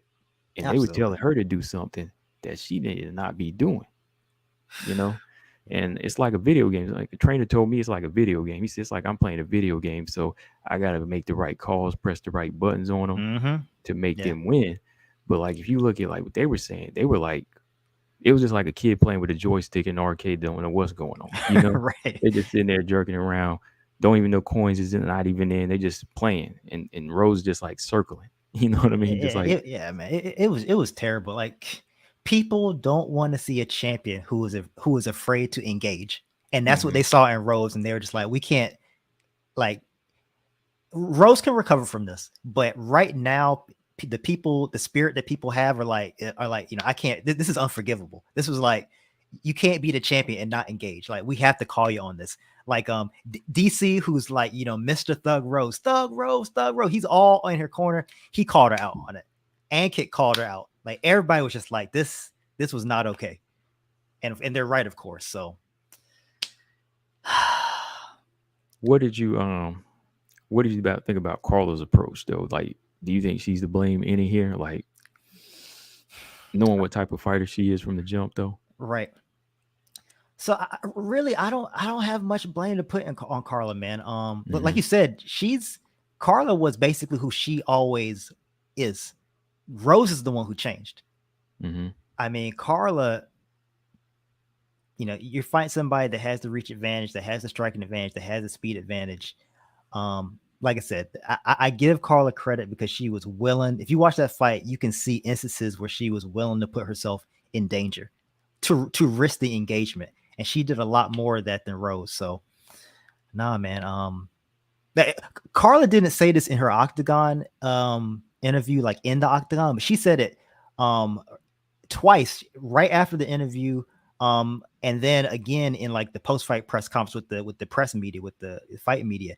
She said that she didn't want to be disrespectful to Rose, but she was like, it's hard to fight somebody who doesn't want to fight.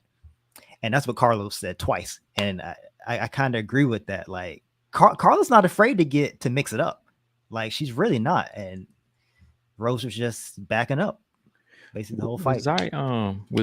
Was I seeing things, or was I the only one that seen Carla land some good left hooks and the commentators not give her props for them? Yeah, she did. She did. Well. Everybody was focusing so much on Rose's striking, you know what I'm saying, and nobody was giving Carla any credit for anything that she did. So yeah, I saw that. Thank you. I was like, yeah, I know BJ had to see this because he was watching. He was looking in there. He saw it. But BJ, what's your thoughts on the whole situation, man? Like, who do you blame on this? Like, as far as making this the worst fight in history? Well, Mark haven't hit the nail on the head, and I hit it. I said the same thing this morning.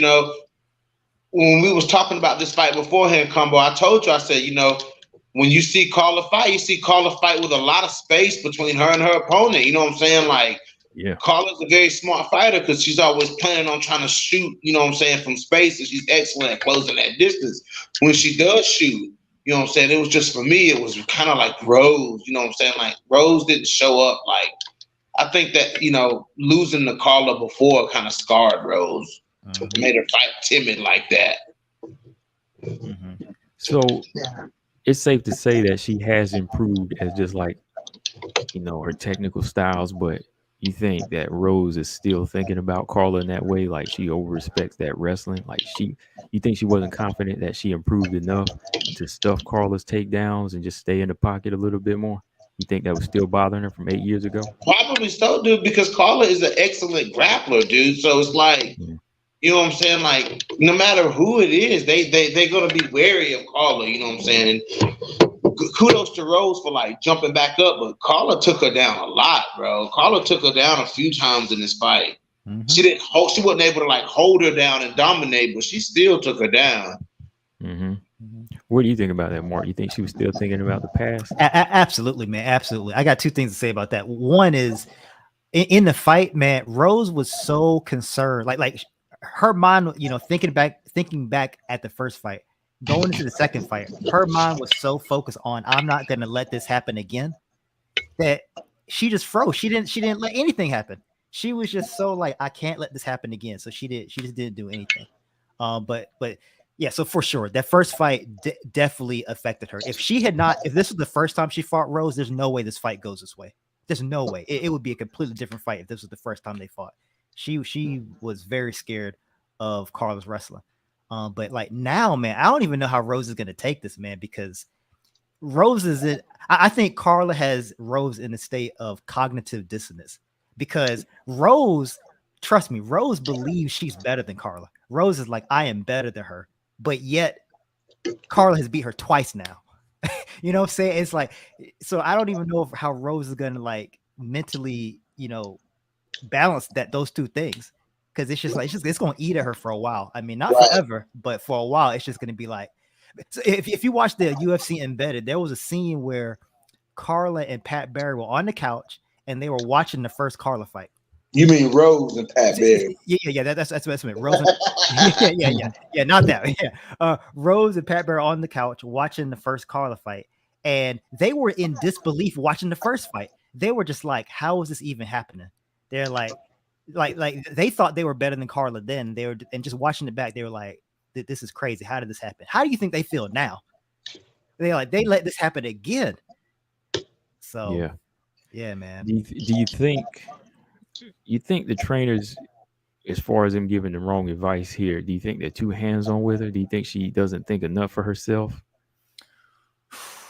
Like they baby Rose. Yeah, because I talked about this Friday, my Friday stream. I was breaking this down. I said, to me, it's good to have like a good corner, but like it seems like you can't even detach from her, because the minute you do, it's kind of like she's like a chicken with her head cut off a little bit. Like she just has this style and the technique, but she doesn't know how to be guided to win. Like unless somebody's really in there telling her what to do. You know, some fighters they can take it, and go in there, they'll win. Like I think Joanna, she takes advice, but she knows how to go in there and fight. Right. Sometimes if you like cut Rose's leash, or if she wants to go off and do her own thing, she's not really gonna succeed unless somebody's like really, I hate to say it, but like holding her hand. Right. Mm-hmm. But like I said, that's just my observation. That's kind of what I'm getting. I mean, what do you think? Do you get that? Do you get that, BJ? I mean, I kind of see what you're saying. You know what I'm saying? Like maybe she's a little too dependent on, you know what I'm saying, Trevor and Pat being there. You know what I'm saying? Like maybe she is kind of too dependent. But I just think, you know, when you lose this, when you've already lost to somebody, you know, it is kind of that thing there, you know. And she got finished last time, so like I'm sure she didn't want to get in any weird positions with Carla, because then, you know, the flashbacks start happening. You know what I'm saying? Like if Carla was able to dominate that top position, you know what I'm saying, then she probably would have panicked then too. So I don't think she really wanted to go there with Carla. So I think it was a combination of things. You know what I'm saying? Mm-hmm. Yeah. You know what I think about? Like, I got to go back to Rose's record, and I'm pretty sure about this, but I may be wrong, but you guys can help me with it. I don't remember too many instances where Rose was kind of like in trouble in a fight and had to like fight through adversity to win a fight. Usually it seems like she was just kind of always mostly in control, or, you know, like she lost it. She lost to Karolina Kowalkiewicz, and she was winning the beginning of that fight, but then KK started hitting her with those knees. She started taking Rose Soul away, and she just kind of faded. Well, you should probably watch the second Jessica Andrade fight. Or even Michelle Waterson had her moments. I want to say it wasn't like big moments, but it was just like a few moments where I thought it got a little shaky. Maybe I'm thinking Carolina, but I thought Michelle had her moments. Mm-hmm. Yeah. BJ, the second Andrade fight is probably the best example of her trying to fight through adversity. I mean, now I say fight through adversity. Honestly, I feel like she was just surviving. I mean, but that counts too. That counts too. I guess what I'm saying is, like, I don't know, like when Rose gets in trouble, I don't know if like she can rely on herself to like use her IQ to find her way out of a situation. I'm not sure if she can really do that. I feel like her IQ is strong, but this fight makes me question it though. Like I don't understand how she thought she was doing even remotely good in this fight. Yeah, because I would say the Andrade rematch, it was more of something where she just toughed it out. She never really made like a complete adjustment off of IQ and just started like keeping range well or anything like that. It was just like, I think, kind of pushing, surviving. Yep. Maybe like Brian Williams said, Wei Lee, but I don't think Andrade was like maybe Wei Lee. Yeah, I would say that was one where she showed some. Even the Joanna rematch a little bit. But even then, like, it was kind of like she was waiting on her corner to kind of tell her what the moves to make, because she started to lose a few rounds in the Joanna fight. Yeah. She started getting touched up a lot. Yeah. Mm-hmm. Can we talk about the champ for a little bit though? We got to give Carla some shine, man. Like oh yeah, for sure. So here, so last time I was on the stream, Combo, you asked Robert and me like who did the best job of coming back from a beating. And Robert said Andrade, because, you know, she got that tough loss from Weili, and she came back and she's back, in a good position. And at the time, I was having a hard time thinking of something, but I said like Jennifer Maia, not because she's done so great coming back after her loss to Valentina, but just because like she's still willing to throw herself in the fire. Like she was willing to fight Manon, even though that was a dangerous fight. Like I like that her spirit is still intact after these losses. But in retrospect, I think the correct answer is Carla, man. Absolutely. Yeah, that's the right answer because she took an ass whipping from Suarez. Tatiana, man, it was hard to watch. It was hard to watch, honestly. And Joanna. But after that loss to Tatiana, if you include this fight with Rose, now she's on a 6-fight win streak. That's the last time she lost. Yep. So yeah, the last time she lost was Claudia Gadelha, but it was a robbery. Yeah, it was close. I think it was Suarez was the last loss. I think. She fought Suarez before she fought Claudia Gadelha. Yeah, you're right. Yeah. Yeah, she fought Claudia after she fought Tatiana Suarez because everybody was like, "Oh my God, look at all the improvements in Carla's striking." You know what I'm saying? Because that's the fight where we saw. Claudia was first. Claudia was first. She went on the back-to-back losing streak. Claudia first, and then Tatiana. Oh, okay. My bad. Yeah. My bad.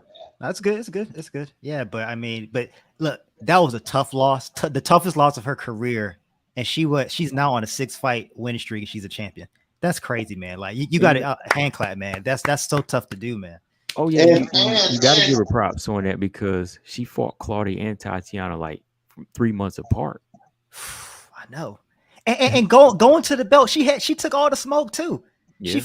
She fought Grasso, she fought Marina, she fought Jan. While Joanna, I like Joanna, but Joanna's on the sidelines letting the division be stagnant because she's not in it. Rose was getting Carla was getting all the smoke. Yeah. Man. Yeah, man. And she's now to me, I think that her winning this belt a second time, it validates her winning that belt the first time. Carla really was the best. You know what I'm saying? At that time. So, and Carla proved that she can still be the best again, and now Carla's a 2-time. She just made history. She's a 2-time strawweight champion, man. Mm-hmm. Like I said it on the stream before. It's crazy, but Carla can say, and be truthful about it. She has done twice what Weili and Joanna combined couldn't do once. That's wild. That's wild. Yeah, you got to applaud that. And I kind of have to laugh at it just because of Joanna's ego. That's really gonna bruise that ego, man. Like it is, man. And I don't know if you guys heard this or not, but the longest time period that passed between a UFC champion getting the belt and then getting the belt back, I think before Carla did this, I think it was Frank Mir. I heard like there was 4 years or something like that in between that. Carla is 8 years, man. 8 years. That's crazy. She blew that record out of the water. It's like. It may never even be beaten in the future, man. That's crazy to think about. It's been 8 years since she last held the belt, and she's back on top. So, yeah, man, Carla deserved this, man. She's getting married this weekend. I'm happy for Carla, man. She's living her best life right now.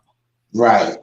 Yeah, 8 years took her like 13, 14 fights to get there. Like none of those fights were ever like right there as title contention. You know what I mean? It was always the grind. Like she had to go on a 5-fight win streak, even for Dana White to say maybe I'll give it to her. You know what I mean? So I know that's hard work, man.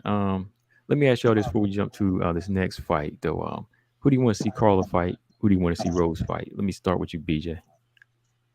I want to see Carla fight the winner of Weili and Joanna, but I also want to see Rose fight somebody like Mackenzie Dern or Marina Rodriguez, you know what I'm saying? But Carla end up probably rematching Marina Rodriguez first. You know what I'm saying? So I forgot about Rodriguez for a second, but I'm going to go Rodriguez is who I want to see her fight next. And then Rose can fight the winner of Zhang Weili and Joanna, or Rose can fight somebody like Mackenzie Dern. Okay. I think Marina's going to fight for the belt, so we'll get to see that Carla Marina rematch. Okay. Before we jump to you, Mark, Running Reenie said, "I love what Combo Mark and No Filter is saying because it's true." And BJ, you have a question from V Kendra. She said, "Does Carla beat Andrade?" Oh, oh. I'm not gonna say no. I'm not gonna say no. I'm gonna say I don't know because that's just a clash of styles. You know what I'm saying? Carla's very evasive too. You know what I'm saying? Like that's one thing about Carla. She's like a sneaky little fucking rat. You know what I'm saying? Like she doesn't take a lot of damage. You know what I'm saying? Like in some of these fights, like I was expecting her to take a lot of damage against Rose, have to go through the fire at Rose, but she didn't. You know what I'm saying? So I mean. We've seen Carla get touched up in the past, but we'll just have to see, man. We'll have to see because, yeah, Andrade is tough, but Carla's known to bite down on her mouthpiece too, man, and fight. So, I'll just have to see. We'll just have to see. Okay. And Mark, what do you think for both of these ladies? Yeah, so I really think Marina deserves the next title shot, man. I'm looking at her record, man. I mean, so she fought Carla, that was a split decision, but after that, she fought Hebos, Watterson, Dern, and Yan Shana. That's a tough four, man. Like it really is. Like those are respectable wins. So I really don't like the idea of Whaley and Joanna getting like another title shot before Marina, but if I had to bet, man, like I think the cards are starting to stack against Marina a little bit. Because one thing, she fought Carla fairly recently, right? I mean, that was what Carla fought Rose, Jan, and then Marina was before that. So they fought somewhat recently, and Carla will be able to take Marina down. I mean, I don't know, man. Like I feel like Carla versus Whaley or Carla versus Joanna will be a bigger fight for the UFC than Carla and Marina. That's kind of that. So those two things I think are going to be against Marina. That you guys fought that recently and you lost, and it's just from a marketing standpoint, it's not going to be as big as one of those other two fights. Yeah, that's true, but you can't deny Marina though. Like it's going to be hard to deny. It's gonna be hard to deny Marina, you know what I'm saying? Because she straight up earned that shot at the belt. I agree. Marina should get it. I hope she gets it. Yeah, I hope she does. Yeah, so we'll see. I mean, Rose definitely. Again, I'm not trying to bash Rose, but absolutely not. She does not get a immediate rematch. Absolutely not. I don't think anyone's calling for that. I haven't heard anyone call for that. But if someone's thinking it, stop thinking it right now. Don't even put that out there. She doesn't deserve that, man. I'm sorry, she just doesn't. Joanna, when she lost to Rose, she deserved it. Whaley deserved it more so, but this situation here, like it wasn't like she fought tooth and nail to keep it. So no. Nah. So combo. Yeah. So let me ask you this, combo. So do you agree that Rose lost this fight? Yeah. So I think it wasn't just Carla beating her. I think she kind of beat herself too. So you believe that Rose lost this fight, but you don't believe Velasquez lost against McFall. I'm gonna keep bringing that up to you, combo. No, man, this is different. Rose beat herself in this fight. Rose postured, danced, posed, showboat. She didn't do what Velasquez did. At least Velasquez put some hands on her. I mean, very here and there, but this was boring. Combo, I've never heard you come out and be that blunt, bro. Oh yeah, I already did on the video, man. I said this was definitely going down as boring. Like I like a technical fight, but this wasn't just a technical fight. This was a this was boring. This was just boring. But to me, I feel like and I know we've already said this, but I just feel like Carla fought a Carla fight. Yeah, you know what I'm saying? Like it's just to me, I was more shocked from the lack of output from Rose than I was anything from Carla. Like I expected this type of fight from Carla, but Rose shocked me, bro. And look, I'm gonna say this. I'm gonna say this is the reason why I'm putting a lot more blame on Rose, because of her and her team, but also because of what was observed by her fanboys. Like everybody that approached this fight said Rose was 100% different and she was going to stop her. They said her wrestling was better. They said her takedown defense was better. They said she was more confident. Yep. There was no wrong. They said Rose was Superwoman. They said she was just as good as Valentina. I'm talking about family. You're right. So, whoa. everybody was saying that was riding this Rose train. So I'm not going to accept this fight. I'm not going to accept and say she had a bad night. This was just a boring, terrible performance by her. So those fans that are talking about it, they haven't come around and explained what happened to me. So I'm just going to say this is what happened. She was not what they thought she was. And look, I'm gonna go back to what I said before, like at the beginning of all this. This whole idea of asserting your dominance in the presence of a threat. Again, I'm not really trying to build up Joanna versus Rose. That's not the point. That's not really why I'm bringing this point back up. But I just to point to the point that I just made. Joanna would have never fought the fight that Rose fought last night. Never. Joanna would have never fought like that. Joanna would never. She'd be like, you think you can take me down? Come try it. You'll get this knee in the face. You'll get this uppercut. Come try to take me down. Right. She would have just tried to run through Carla. So it's not a good look for Rose, man. It's a different level. It's a different level of go after, bro. You know what I'm saying? I use that term go after. You know what I'm saying? Like some girls go after you and some girls don't. Mm-hmm. But you know, like some girls push the pace. You know, I feel like Carla could have done more. It wasn't a perfect fight from Carla. She could have pushed the pace a little more, but Carla was the one pushing the pace. Mm-hmm.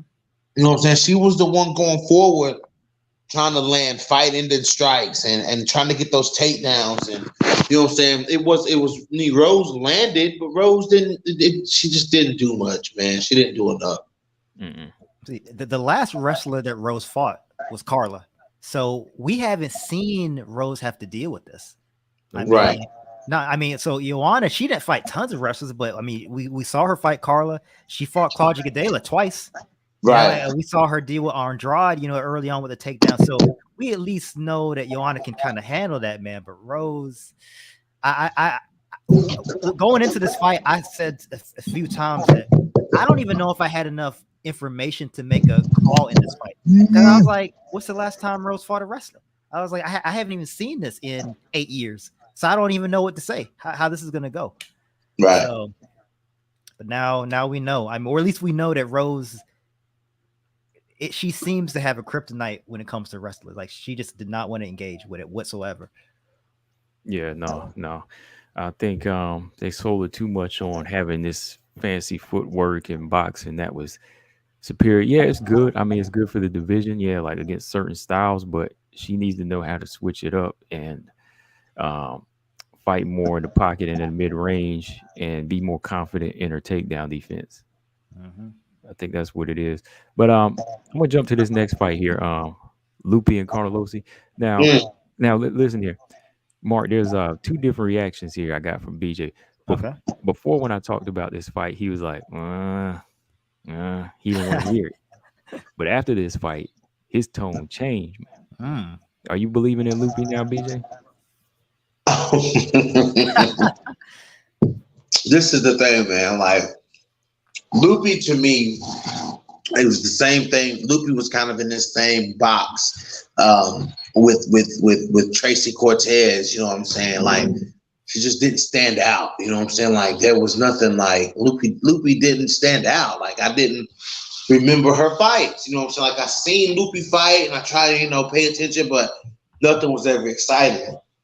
But last night, dude, she jumped out off the page at me. You know what I'm saying? Like she dominated and she showed, you know what I'm saying, a well-rounded skill set. Carnelossi obviously was the bigger, stronger fighter, and Lupi just took her down at will and put some hands on her and let her, let Carnelossi feel her hands, you know what I'm saying, and show that she's, not just a jiu-jitsu girl, not just a wrestler, you know what I'm saying? Like she can throw heat too, man. She looked impressive. I get that it was against Carnelossi, but she still looked impressive to me last night. Good job, good showing for Lupi Godinez last night, for real. There you go. Now he's a believer. I mean, I know where you're coming from, but yeah, like from the jump, I told you this girl had some hands, man, and she can wrestle. That's why I was like, you check out her wrestling. I know you love the wrestling, BJ. So I was like, just keep watching her. You're gonna see her put on some clinics pretty soon, man. And she did that. And I think it was necessary because some people say, okay, Carnelossi ain't on her level. We had to see it first. Right. That's why it was 50-50, What did you think of her performance, Mark? Yeah, man. So I agree with BJ in the sense that I kind of had Loopy in that kind of that Tracy Cortez zone, that kind of like she's certainly skilled, but I don't know if she's gonna be able to like stand out from the pack or whatever. But when she fought Loma Lukbumi, I was like, whoa, this girl has some really good wrestling. I was like, that was cool to watch. So I saw the wrestling then. But yeah, man, I'm looking at the roster right now. I'm looking at the strawweight roster. Honestly, man, I don't know if I see anyone that I think has a better combination of hands and wrestling than Loopy. It's not just that she, at least what I saw yesterday. It's hard to gauge because I don't know if Loopy was just that good or Carnelosi was just that low as a level, she made Loopy look good. But if Loopy's what she showed yesterday was super legit and she just dominated Carnelosi, then I'm looking at this roster, man. I'm like, who has a better combination of hands and wrestling than Loopy? No, her hands are the truth. They just I don't haven't see it. been. Yeah, her hands are the truth. Like I've seen Loopy's hands in LFA, and she was always like boxing like this level. Like she can get drawn into a firefight, but she throws nice shots. She does boxing and wrestling. Like you rarely see that combination. Yeah, she can only get better. I'm looking at this roster. I'm like, maybe like Wei Li has good hands and she has good wrestling too. I mean, especially she's working with Cejudo. I think she has a good mix. I'm going down the list. Carla, no, the hands aren't there. Marina, no, the wrestling's not there. Derns, the wrestling's not there. Andrade, you can argue she has hands and wrestling takedowns. At least the high crotch, she's really good at that. Not as technical. Exactly. Yan Shannon, hands, wrestling, I haven't really seen it yet. Anzaroff, no. Tisha, good, but it's like a lower level. Hebos, Watterson, Lemos. You see what I'm saying? I'm going on the list. I'm like, Amanda Ebos now. Amanda Ebos, she's good. I don't know if Ebos has that type of technical boxing like that. No, I think Loopy is a little bit more committed, even with her stance and how she gets her shots off. Like she got a good jab, but the way she fought Marina kind of told me that she's got work to do on certain. I mean, but it's Marina though. Like it's Marina Rodriguez. Jandaroba about to put her down. Okay, yeah, that's right. That's true. Yeah, I mean, Hebos has good grappling, but I don't know if she has the wrestling though. Like Loopy looks like she can get you down and she can control you once you're down there. That's something that those two things are really important. Like Dern, she can't get you down. Once you're down there, she can control you, but she can't get you down. So yeah, man, like Loopy is in a good spot, man, because she's not just good overall, she's very good overall. She's really well balanced, man. So she's gonna be a problem. Yeah, and the trajectory that she's on, you know what I'm saying, showing it over and over and just getting better and better at that well-rounded skill set. You know what I'm saying? Like Loopy Godinez is to me emerging to me as a threat because she's presenting that that well-rounded skill set. So yeah, I'm liking what I'm seeing from Loopy. Yeah, I know some people would disagree with me earlier. Is Lemos too much for Loopy right now? No. Now Loopy would have to be careful because on the feet, Lemos is a sniper. You know what I'm saying? Yep. She is, but it would only be. I don't think Loopy would sit there and play into that game. You know what I'm saying? Like, I mean, think about it. Do we think that Loopy doesn't know the danger that Amanda Lemos presents? You know what I'm saying? Like Loopy gonna play that game with Lemos until Lemos throws the right strike and Loopy gonna duck under and take her down. You know what I'm saying? I'm pretty sure that would be her game plan. The question is, can she execute it? You know what I'm saying? Because Amanda Lemos, those fast twitch muscles, man, she moves very quickly. Like if you come forward on her, she moves and evades very quickly. So, you know what I'm saying? Like, can Godinez shoot and get her down and tie her up? You know what I'm saying? Yeah, we'll have to see. Yeah, I agree with BJ on that. I mean, Lemos, her counter strikes come so fast and so hard. Yeah. But if Loopy gets it down, man, honestly, if that fight happened right now, I think I would go with Loopy, man, just because. I would go with Loopy too. Yeah, because momentum. If she gets Lemos down, I don't know what Lemos can do off her back. Like I just don't know how well. I haven't seen enough takedown defense from Lemos to to pick against Loopy in that fight. And we saw Angela Hill drop Lemos. You know what I'm saying? And Loopy stung Carnelossi last night. Like maybe Loopy can connect, because the question is Lemos chinny? How did she drop her? I can't remember how did Angela Hill like land something big? Or was it on the back? I thought she hit her on the back or something like that. No, she landed like she threw a punch and it landed. I gotta go back and look. Like Angela Hill dropped her With a punch. It was either a punch or an elbow. I gotta go back and look. I don't remember. Combo. I think I know what you're talking about. I think it was like Angela Hill somehow managed to hit her on the back of the head a little bit. Like it wasn't an intentional back on the head, but like the way that Lemos was trying to evade, it kind of like landed on the back of the head. Kind of off a balance thing. It wasn't like a chin thing. I don't think it was a chin thing though. I think I remember the chin situation with her. Not like Ebos, you know. My bad. Ebos ain't my girl, man. Now you. Hey, bro. But question though, real quick, like why you brought up Ebos?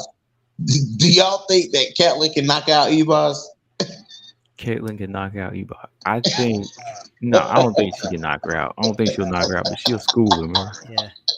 So you don't think if Caitlyn landed a long straight right hand on Ebos' chin that she could wobble her? She might wobble her. It depends on if her chin is better at 125. It really does. But like, if she wobbles her, that means her chin really is. You know, I'm gonna just say that. That means her chin really is like beyond chinny. Yeah. You know, I think it depends a little bit on which Caitlyn Chukagian shows up, because her last fight with Maya, she stood in the pocket a lot more than she usually does. Like she was way more active. Yeah. And I like that. So, and if that Chukagian shows up, it's going to be a good fight, man, because Hebos will make you fight. Hebos likes to fight. Like it's crazy because she's all like happy and go lucky outside the octagon in interviews, man. But she's in the cage. She's pretty serious, man. She's very aggressive. Luke Rockhold likes to fight too, though. That's true. Like Luke Rockhold likes to fight. Now you gotta do is blow on his chin and he going down. Like Ebos it's just crazy. Like, okay, I can understand a fighter getting wobbled, but to see a fighter getting wobbled the way that Ebos be getting wobbled, though, I'm like, yo. Like Ebos be getting wobbled. I can see Ebos doing like, well, she already did the Kevin Lee, so she did the Kevin Lee and the Rodriguez fight. Like, man, dude, but I don't know if I see Caitlyn touch her chin, I'm gonna be like, yo, what is like if Caitlyn catch her chin, yo, I'm gonna be like, what is happening? Yeah, man. I think she will touch the chin a little bit. It's all in if she'll dance to it. You know what I mean? But we'll see. Like I know Caitlyn's gonna be able to touch her easy. You know, she'll touch her. Like Caitlyn's hands are better. So yeah. Caitlyn fired up for this easy fight. I'll tell you, look, Hebos is fired up though too, man. Look, Hebos wants redemption. She did not like how she went out with Rodriguez, man. She did not like that at all. So Hebos, I think, is going to be motivated coming into this. She knows this is a great opportunity. Don't get me wrong. I'm not picking Hebos. I don't think. It's going to be a good fight, but I think Caitlyn's IQ, her reach advantage, her size advantage, just overall, I think it's going to be too much. But now I know you say the size advantage, but Ebos is big at 125. Caitlyn's like 5'9" and like long as she's got like what, a 72-inch reach. Yeah, but I'm just saying, like Ebos looks thick at 125. Like compared to somebody like Lauren Murphy big or no? No, not Lauren Murphy big. No, more like Ariane Lipsky big. Oh, that's not very big. That's not very big, but it's bigger than a strawweight. Yeah, of course. You know what I'm saying? Like she fills out a little bit, even though we say Lipsky should be at strawweight, but you know what I'm saying? She gets like she fills out at 125. Because she look a little skinny. Say it again. I said I know Mackenzie Dern fills out. Looks like flyweight, even at strawweight. You know what I mean? Like that's somebody who fills out. But like, yeah, I want to see her. I want to see her at flyweight too. Dern, yeah. Yes.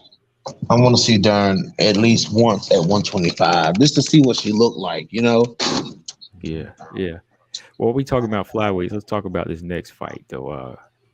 I got to step away for a second, but keep it going. Cortez and Gatto. What's your thoughts on that? Let's start with you, Mark. What did you think, man? Oh man, Cortez and Gatto. So this was good. So I picked Cortez to win this. I thought her wrestling and grappling was gonna be able to neutralize Gatto, and that's basically what happened. I mean, Gatto's dangerous though. Like I was like, she has like aggressive striking, and I really like that. I love that about her. But now, man, Tracy Cortez is a deceptively difficult opponent, man. Like she doesn't look like she should be as dangerous and tricky and clever as she is, man, but she is. Yeah, I Yes, can yeah, agree with that. yeah. So this win didn't really surprise me. I will say that I was pleased to see that Cortez was willing to exchange with Cortez on the feet. I think even though she knew she was probably at a disadvantage, she wasn't afraid to kind of test those waters, which I think is a good sign for her. What do you think, BJ? Well, yeah, what you said is correct. You know what I'm saying? Like, but I feel like, she better be careful doing that with some of these other girls, you know what I'm saying? Because Melissa Gatto was so afraid of being taken down at that point.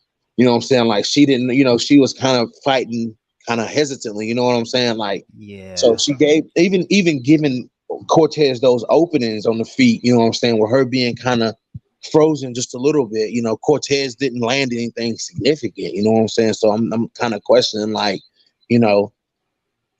is that, because I compare, you know what I'm saying? And I'm looking at, okay, let's say, people talk about striking, people dog Jillian Robertson striking. Mm-hmm. But if you look at JJ Aldrich and Jillian Robertson fight, you know what I'm saying? When JJ was worried about being taken down, that opened up strikes for Jillian Robertson, and she took them. You know what I'm saying? She landed shots on JJ Aldrich. You know what I'm saying? Coming forward. Tracy Cortez in those little in-between moments like that, I didn't see her really like commit to trying to like land something significant like Loopy did. You know what I'm saying? Like Loopy did to Carnelossi. Like Loopy took full advantage of Carnelossi being afraid of being taken down, and bam, you know what I'm saying? Loopy sticks her and wobbles her. You know what I'm saying? So yeah. I'm looking at it like that. But I still think that Tracy Cortez struggled a lot in that fight, man. I think she struggled holding Gatto down. Gatto was good from the bottom. You know what I'm saying? Like making it difficult for keeping Tracy Cortez in her guard. You know what I'm saying? And she, Tracy never, even though she did hold her down, like she never had like control of Melissa Gatto. Like, she just struggled so much to control her. You know what I'm saying? So I don't know. Now, I'm with you on that because like these fighters like Tracy Cortez that like grappling and taking fighters down. It's almost like there's two levels of that tactic. Some fighters, they will take advantage of the opportunities that you give them. If you give them an opportunity to take you down, they'll do it. But the highest level of that skill though are the fighters that even though you don't give them an opportunity to take you down, they will create an opportunity to take you down. You know what I'm saying? They will find a way to do it anyway, even though you didn't make a mistake. They found a way to do it anyway. And you're right. I don't know if Tracy Cortez has that. Tracy Cortez can take advantage if you make a mistake, but I don't know yet if she can take you down if you don't make mistakes. Right. Yeah. Exactly. That's a big difference. And yeah, I haven't seen it yet. I mean, she's on the right track. It's a good win for her. But I still need to see a little bit more before I think she's a threat. But yeah, not bad.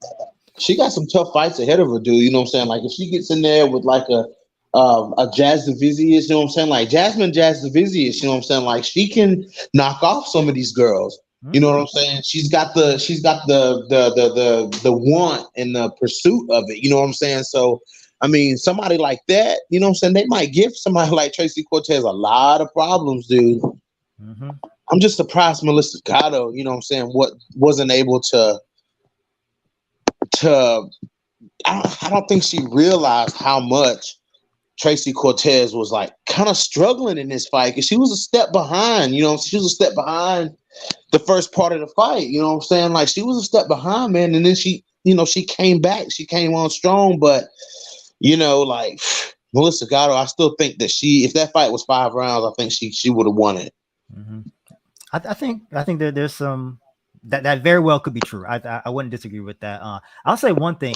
Gatto I think she was far too comfortable being on her back. Like, Bisping says it's a lot. I've heard him say this like 3 times. He is like, when you're on your back, you try these submissions. If it doesn't work, get up, yo. Because if you don't get up, you losing that round.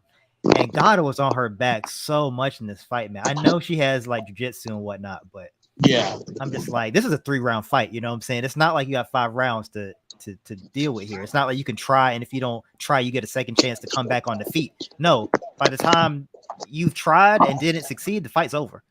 So, right. Hey, BJ, you said that from looking at Cortez though, off of this performance, you can't like add her to like a triple threat or quadruple threat, can you? No, man. Because like I feel like she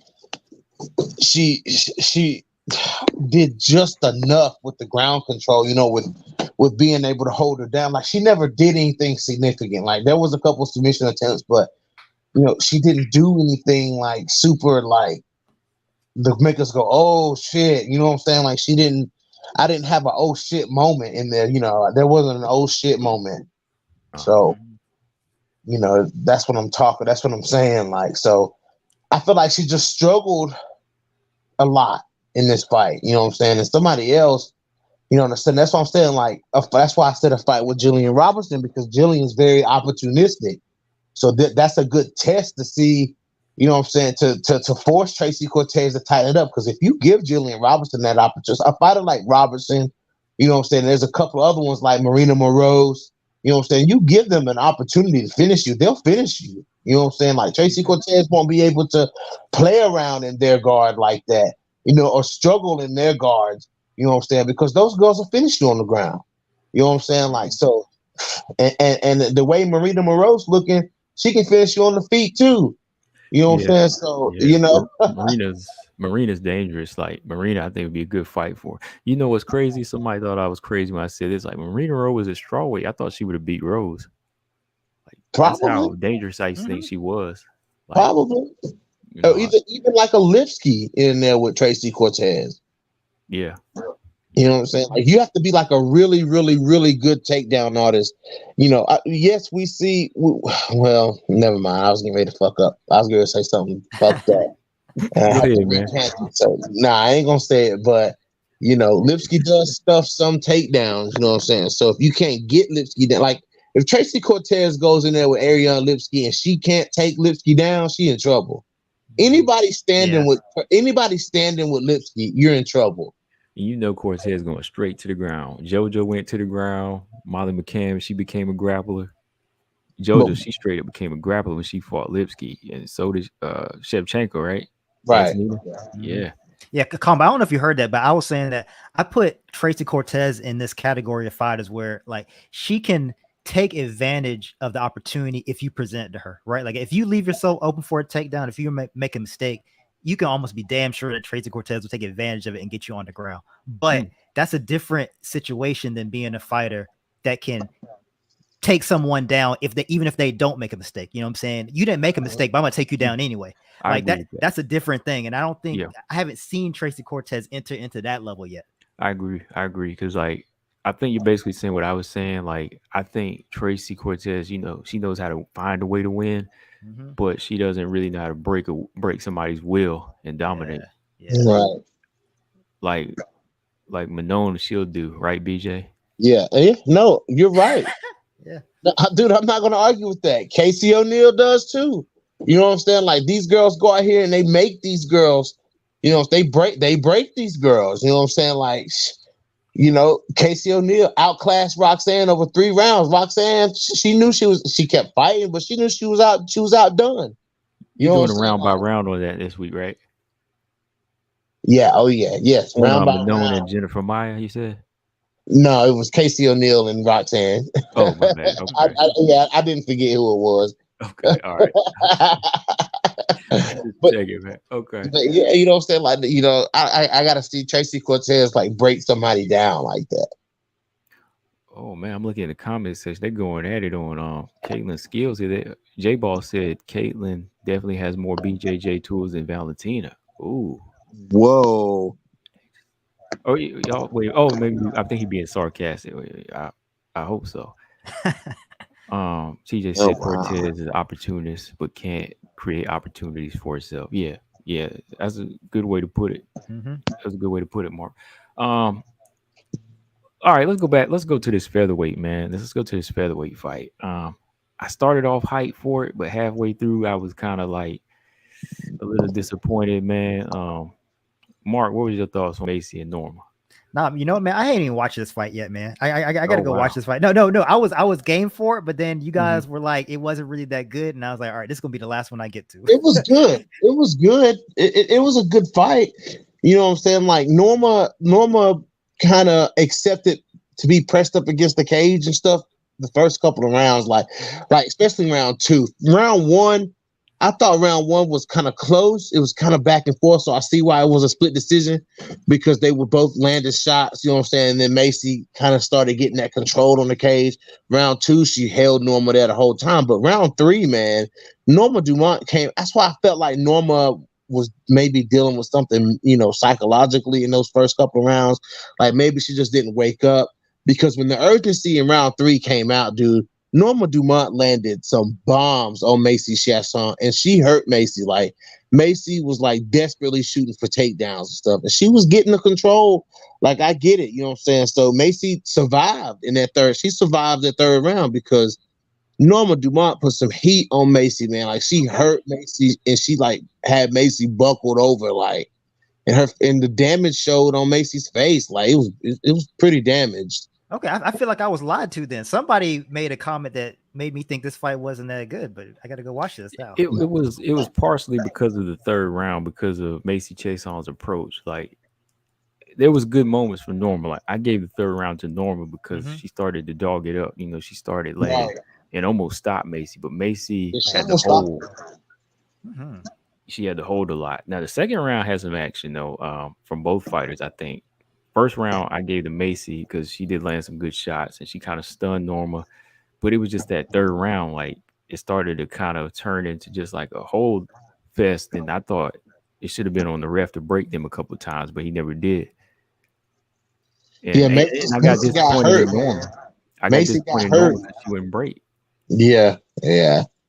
But Macy is big and strong, man, at 145. So, you know, maybe she couldn't break the grip. You know what I'm saying? Maybe she couldn't get away from Macy. You know, maybe Macy was holding on for dear life. You know what I'm saying? Like, you know, Macy is a lot of woman to be pressed up against you, holding up against the cage. You know what I'm saying? Like, and she was much bigger than Norma. You know what I'm saying? Norma was the smaller fighter in there. Like, that's why I'm saying Macy's a horse at 145. Norma was big. Like, you see how like when Macy took her down, Norma popped back up, and like Norma was kind of, I mean, Macy was kind of like riding her back, trying to pull her down, but she couldn't. Yeah. Like your Norma's like strong too. So yeah, they both big and strong, bro. They both big and strong. I mean, based off of that performance, I wouldn't discourage people not to believe in the featherweight division, though. But I think going by Dana White, his standards, he's not really going to go out of the way because it didn't end in a stoppage, you know, or at least they didn't go out swinging. It was still a good fight. It was an entertaining fight, though. I thought it was better than it was better than the championship. It was better than the co-main event. Yeah. Oh, for sure, absolutely. Yeah, but I like Norma a lot, man. I do like watching her fight. So I just hope the UFC tries to, you know, promote her the best they can. She's probably one of the best candidates. If she wants to fight at 145, she's one of the ones that can make that division exciting. Yes, she can. Yeah. But Macy can too, though. You know, Chiasson can too. You know, like she can definitely make this division. Like she could definitely emerge as a contender. You know what I'm saying, in this division. You know what I'm saying. So I see them both with some star power behind them, because everybody's been waiting on Chiasson to go to 145 pounds. Everybody been waiting on it. You know what I'm saying. So now that we have it, let's see what we're gonna get from it. And she's looking good so far. You know, kind of good. She's win-loss, but You know, and she win lost at 145, or is this her third fight at 145? Yeah, I think it's like her. Let's see, the Rocky fight. No, I think like she's just been on bantamweight like But since is this not? 2018. But is this not her third fight at featherweight? Let me see the Panty fight, Rocky fight, and this one. Yeah, this is her third fight. Okay, yeah. So this is her third fight at featherweight. So I'm with it, man. Like, let's go. Like, let's see what we can do. You know? From what I was reading with Norma though, she seems discouraged, man. She's like, this division is non-existent. I mean, and now she talking like that. I mean, shoot, if she's saying that, there's a problem. Because just last year, Norma Dumont was saying that they were believing in her as the next one to possibly get a title shot against Nunes after a few fights. But now the talk is different. She's like, I can't get nobody to fight me. She's like, Holly pulled out. Aspen ain't really a featherweight. It seems like it's becoming a hassle for her. Yeah, man. That division is weird, bro. Like, that division is weird as hell. I don't really know what to say. Like, she's right. I mean, I don't know. Man. But yeah, Mark, you check out the fight later. Just leave your comments somewhere. Yeah, for sure. Let us know what you think. All right, fight week this week, man. We got Jandaroba and Hill, Arujo and Lee. That's a big one. It's a big one. That's a big one. Yeah, and then we got Chikagan and Nebas. What do y'all think, Mark? What do you think about this Hill and Jandaroba fight? This right here is an interesting one, man, because I feel like those two fighters are on a very similar level. It's like they just can't get ahead. Like both of them are skilled. I enjoy watching both of them fight, but they just have a problem leveling up to get to the next level. I wouldn't be surprised if Jandaroba tries to get this like fight to the ground and just like grapple Hill. Like Hill's going to come out there wanting to strike, of course. And Jandaroba, she's not a terrible striker. Like I think that she could hang there, but I don't think she's going to. I think she's like, I need a win, and she's just gonna try to get in the box, grab her, take this fight to the ground, and try to grapple it out. So that's how I see this fight going. Whether she's gonna be able to do that, I got to think about it a little more before I put my pick in. But I think that's what Jandaroba is gonna try to do. I'm pretty sure. Okay. Yeah, I'm still a little on the fence with this one. Still early on. What do you think, BJ? You think Hill gonna ride this one out to the cards again, or? I mean, Hill's been looking in her last couple of fights like she's out there trying to get a finish. You know what I'm saying? So yeah, she's still losing, but you know what I'm saying. Like I've seen Hill step it up. You know what I'm saying? So you never know. But Jandaroba is a horse. You know what I'm saying? So, but I think this is a very winnable fight for Angela Hill. So I wouldn't be surprised if we go in here and see Angela Hill look good. Maybe even get a win. Okay. All right, let's see. Colton, what's going on? Colton, so he got Jandaroba. At this point with Angela Hill, though, bro, like she got to get a win. Yeah, she got to. She got to put together a string of wins to be taken, seriously. Seriously, yeah, bro. I want her to be taken seriously. Angela Hill is 1-4 in her last fights. Yeah. Last 5 fights. Yeah, 1-4. 4 losses, 1 win. So yeah, she needs a win, man. Yeah. Let's see. Colton said he got Jandaroba. Robot Chicken said, I think if Hill avoids the ground, she wins. Verna's cardio is bad. MJ said she hopes she wins. Oh man, like Hill's got to learn how to stop people though, because she's not going to win close fights. No, she's never going to win close fights. She should know that by now. But she had, like I said though, she has looked like she's been trying to finish people though. Her last few fights. I give her that much at least.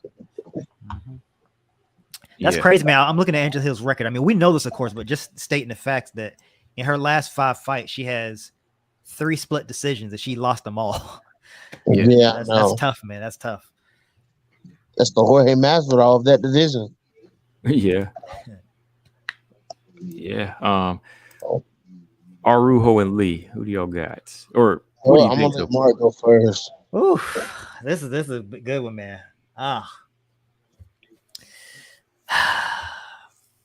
I think Araujo is the better striker. I don't even want to say better striker. I think she's so much faster, at least early. So I think she can have more success. Um, I think Lee may have an advantage in the grappling if they get down to the ground. Like what Lee did to Shevchenko was kind of crazy. Like I didn't really see that. Kind of surprised me that she got her in that situation. Oof, this is a tough one. If I had to pick right now, man, like I feel like I'm going against my gut a little bit, but I think Araujo may be able to pull this one out, man. I feel like it's been long enough that she's been kind of just not able to move ahead. I'm hoping that she changes her behavior. Like she can't just keep doing the same thing. She's gonna get the same result. Like I feel like something is about to change with Araujo with this fight. That's my hope, at least. You know, I'm kind of hoping the same thing, bro. Like I want to see, because if she can get it together, if Araujo can get it together, bro, she's damn near unstoppable. Like if she can carry that explosiveness from round one all the way through, you know what I'm saying? Like she can be damn near unstoppable but we've just the biggest thing, the only reason that we've seen her lose is because she fades. Mm-hmm. You know what I'm saying? That's literally the only reason. I would agree with that. I would agree with that. Yeah, Fading is why every time I've seen her loss, it's because she's fading. I would agree with that. Yeah. Let me see. What's up, Todd Johnson? He said Angela is dangerous, but she has to win. The UFC loves her, but strawweight, she has to win. She isn't Mackenzie Dern where she can lose it and just evolve. Yeah, she doesn't really evolve, man. She still comes with the same game plan. Colton said Andrea Lee, she's gonna win. I don't know, man. Andrea Lee does have a lot of tools, man. I think she has more tools that we see, but I think Viviana Rue has the skills to kind of shut it down with her striking and her speed. And she's strong, man. But it's all about that second half of the second round and the third round where she fades, man. Yeah. Yeah. I hate Especially like how that. Kagan was just like outpointing her and or just outlasting her. That was like With almost, so much explosion and pop, yeah. and a good solid jab, good right hand, good leg kicks, dude. You know what I'm saying? Like she picked Mhm. Montana apart with those simple, basic strikes. She didn't have to do anything spectacular in that fight. You know what I'm saying? Simple, you know what I'm saying? 1-2 combos, leg kicks, one-off combos, you know, just one-off hits, jab, just a nice, stiff, powerful jab with pop on it. You know what I'm saying? If she can keep that light on her toes, in and out style, you know what I'm saying? She might force KGB out of that comfort zone that she fights in, because I feel like KGB fights in a comfort zone where, you know, she's just, you know, walking around with her guard up high, throwing jabs. You know what I'm saying? Like, you know, I want to see Andrea Lee have to fight. You know what I'm saying? I want to see some dog in Andrea Lee. Man, we ain't seen no dog in Andrea Lee. She fights in this box, dude, you know? Kind of like Yeah. Jennifer Maya. Even though Jennifer Maya, we have seen some dog out of Maya, but you know, we haven't seen that dog out of Andrea Lee. I can tell you that. I agree with that. And looking at this roster, man, like Araujo, I think she, outside of maybe Valentina, I think she is the fastest flyweight. Like she is so explosive and fast when she's fresh. I mean, so that speed, if she utilizes it well, I think can give Lee a lot of problems. Like Lee's a good striker, but she's kind of like, you know, like she likes to, you know, do that, you know, hiya when she strikes. Like Mhm. it's good, but she's kind of slow with it. So I think Aruj is going to be seeing everything that Angela Lee's going to be throwing. I think she's going to see it all. It's just, can she last past, like I said, the last half of the second round? Can she get that far? Yeah. Yeah. She doesn't take her head off the line too. Like she has her hands up, but like Cavillo opened up her nose too, you know. She stopped Cavillo, but Cavillo still landed a few good shots to open her nose. So I could see that jab of Arujo being a problem. Like I think Arujo got the best jab at flyweight. You know, you know, even rivaling Valentina's. I mean, some fighters just have a certain tool. And I think Arujo's jab is pretty good. I'm not saying her cardio was the best. That doesn't have nothing to do with her cardio, but yeah, her jab is good. It's money, man. Let's see who said Robot Chicken. He said Arujo's cardio is a problem. She's like Connor, dangerous the first round, but a cakewalk after that. You know that one fight have me like mixed emotions, Caitlyn and Vivian Arujo, because I like both of them.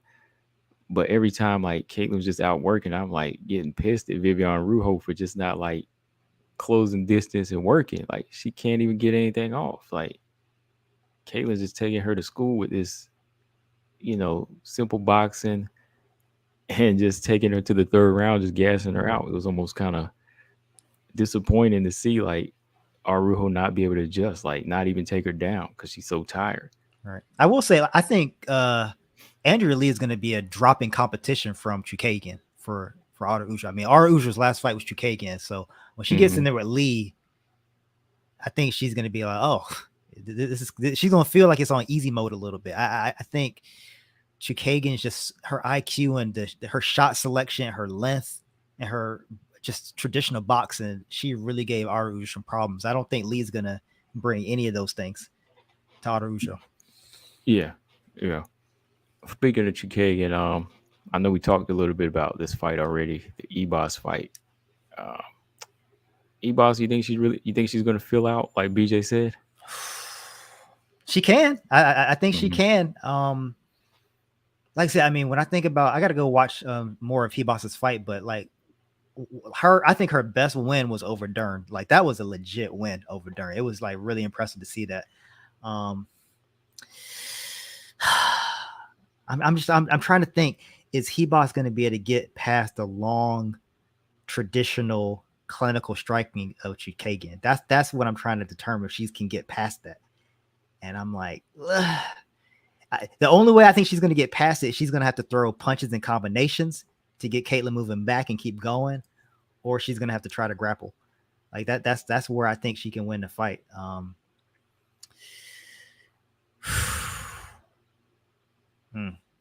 I'm excited about that one, man. It's gonna be fun to watch.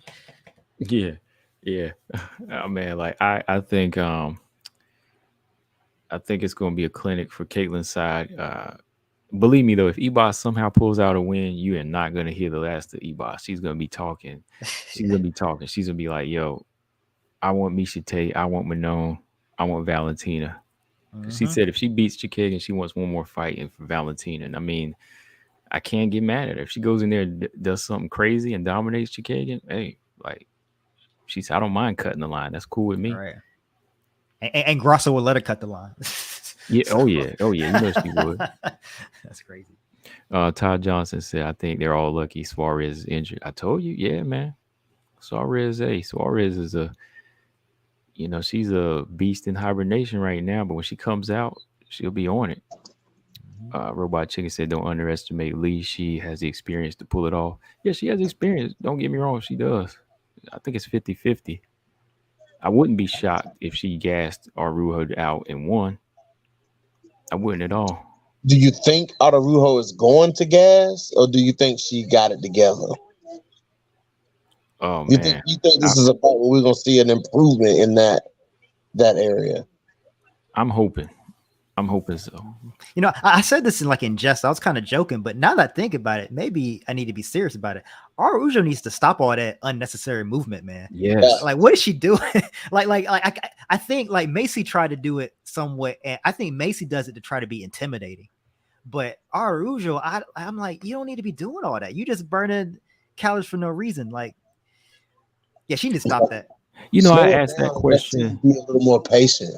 Yeah, I asked that question a few streams ago. I said, do you think it is her cardio or is she being too extra? I think it's a little bit of both, but she needs to stop being extra, man. Like, there's no reason for all that. Like, I think she can be just as effective without doing all that. I don't know where she got that from. It seems like it's like so habitual in her nature. So I can tell she's been doing it for a long time. Mm-hmm. But yeah, she needs to just compare her with like Lemos. Lemos is super like planted in her, in her stance. Mm-hmm. She doesn't burn a lot of extra energy, no extra movement. Her counter strikes just like fast twitch muscle. She just comes and hits you. Mm-hmm. Arujo just bouncing all over the place. I'm like, nah, you don't need to do all that. Yeah, she does, man. Like, it's so extra, like zigzagging in and out. And I'm like, what you doing? All right, TJ said hour 4 is Manon actually ducking Grasso? That's a 1 second segment. Yes. I'll answer that quick, DJ. Yes. Brian Williams, you back, Brian? I thought you left. He said Vivian has had fights where she didn't gas out. We just can't remember them. No, she had a fight. The fight with Montana De La Rosa, she didn't gas. Oh, yeah. Yeah, she She didn't. led She that didn't fight gas the out. whole time for 3 rounds on the feet. Mhm. But then again, there wasn't a whole lot of clinching going on in that fight. If she was only throwing one or two punch or 3 strike combinations, she wasn't throwing a whole lot either. So, I mean, it is what it is. What about the Roxanne fight? She won that too, but did she gas in that fight? She slowed down. She slowed down because Roxy started, those openings that Roxy couldn't find early in the fight with Vivi bouncing around. You know what I'm saying? Roxy was able to find those holes toward the end of the fight, and them punches started landing, and them punches started hurting Vivi. And then Roxy ran out of time. Oh man, TJ, no, I meant the reverse. I thought you meant it's Grasso ducking Manon. That's why I said yes. But no, Manon's not ducking. No.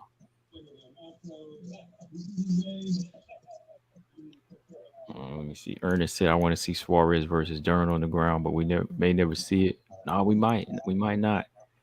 Todd Johnson said I love the striking of Grasso. I love the beautiful Mexican boxing. Valentina's going to eat her for breakfast. I love that comment. You went from compliment to you went from a compliment to straight savage. I love the striking of Grasso. I love the beautiful Mexican boxing. Valentina's going to eat her for breakfast. Wow. Oh man, but I think that's about all I have for tonight, man. I mean, was there anything you guys had questions about that y'all want to run through? No, man, I'm good, man. I just want to come on, chop it up for a little bit, talk about some topics with you. But no, man, I'm straight, bro. Just appreciate you having me on. Oh yeah, always, man. Make sure you subscribe to No Filter MMA. I'm back. You're gonna do that round by round on Manon versus Jennifer Maya. I'm gonna do it tomorrow. Oh, okay. So guys, be ready tomorrow night. We are diving into Casey O'Neill versus Roxanne Modafferi. I almost got him. You almost got me. Yeah, you said something about Manon. Who did you say? Manon and who? Jennifer Maya. Yeah. You almost said it too. Yeah, I almost said it because you got me, and I'm a little sleepy too. You had me. But Roxanne Modafferi, Casey O'Neill tomorrow night. So definitely be ready. Okay, cool. Yeah, I'm gonna catch that. I'm gonna catch that too, BJ. I'm gonna be there. Yes, sir. Yes, sir. Mark, final thoughts, man. That's the show Montana. That's the show Montana. What confidence look like? Oh, okay. Yeah, I mean, no, it's a great show, man. Again, thank you for letting me come on, share some of my thoughts. I enjoyed the discussion. Yeah, look, like I said, my final thoughts is just that put some respect on Carla's name, man, because she's done a lot of stuff that's not easy to do. So I don't want to hear no more disrespect to Carla. Facts. Yeah. Big facts. She's there. Definitely. And y'all catch me Wednesday night. I'm gonna do a fight companion for Invicta. I'm off Wednesday, so I'm gonna sit up watching Invicta with y'all. Y'all want to come through? I'll be on. Should be a good card. I think. Invicta putting cards on the tough night. What you say? On tough night, they putting cards on. Tough is on Tuesday, right? Is Tough on Tuesday? Oh, BJ out. Lost it. I think it's on Tuesday. I think that's right. I think it's on Tuesday. Yeah, I think it's Tuesday night because. Oh, hang on, he's back. Is it Tuesday, BJ? The day that Tough comes on? Yeah, I thought it was on Tuesday. It might be Tuesday. Maybe I'm thinking the wrong day. Okay, MJ said Tuesday. Yeah, because it is. Yeah, because Invicta's on 8 o'clock Wednesday.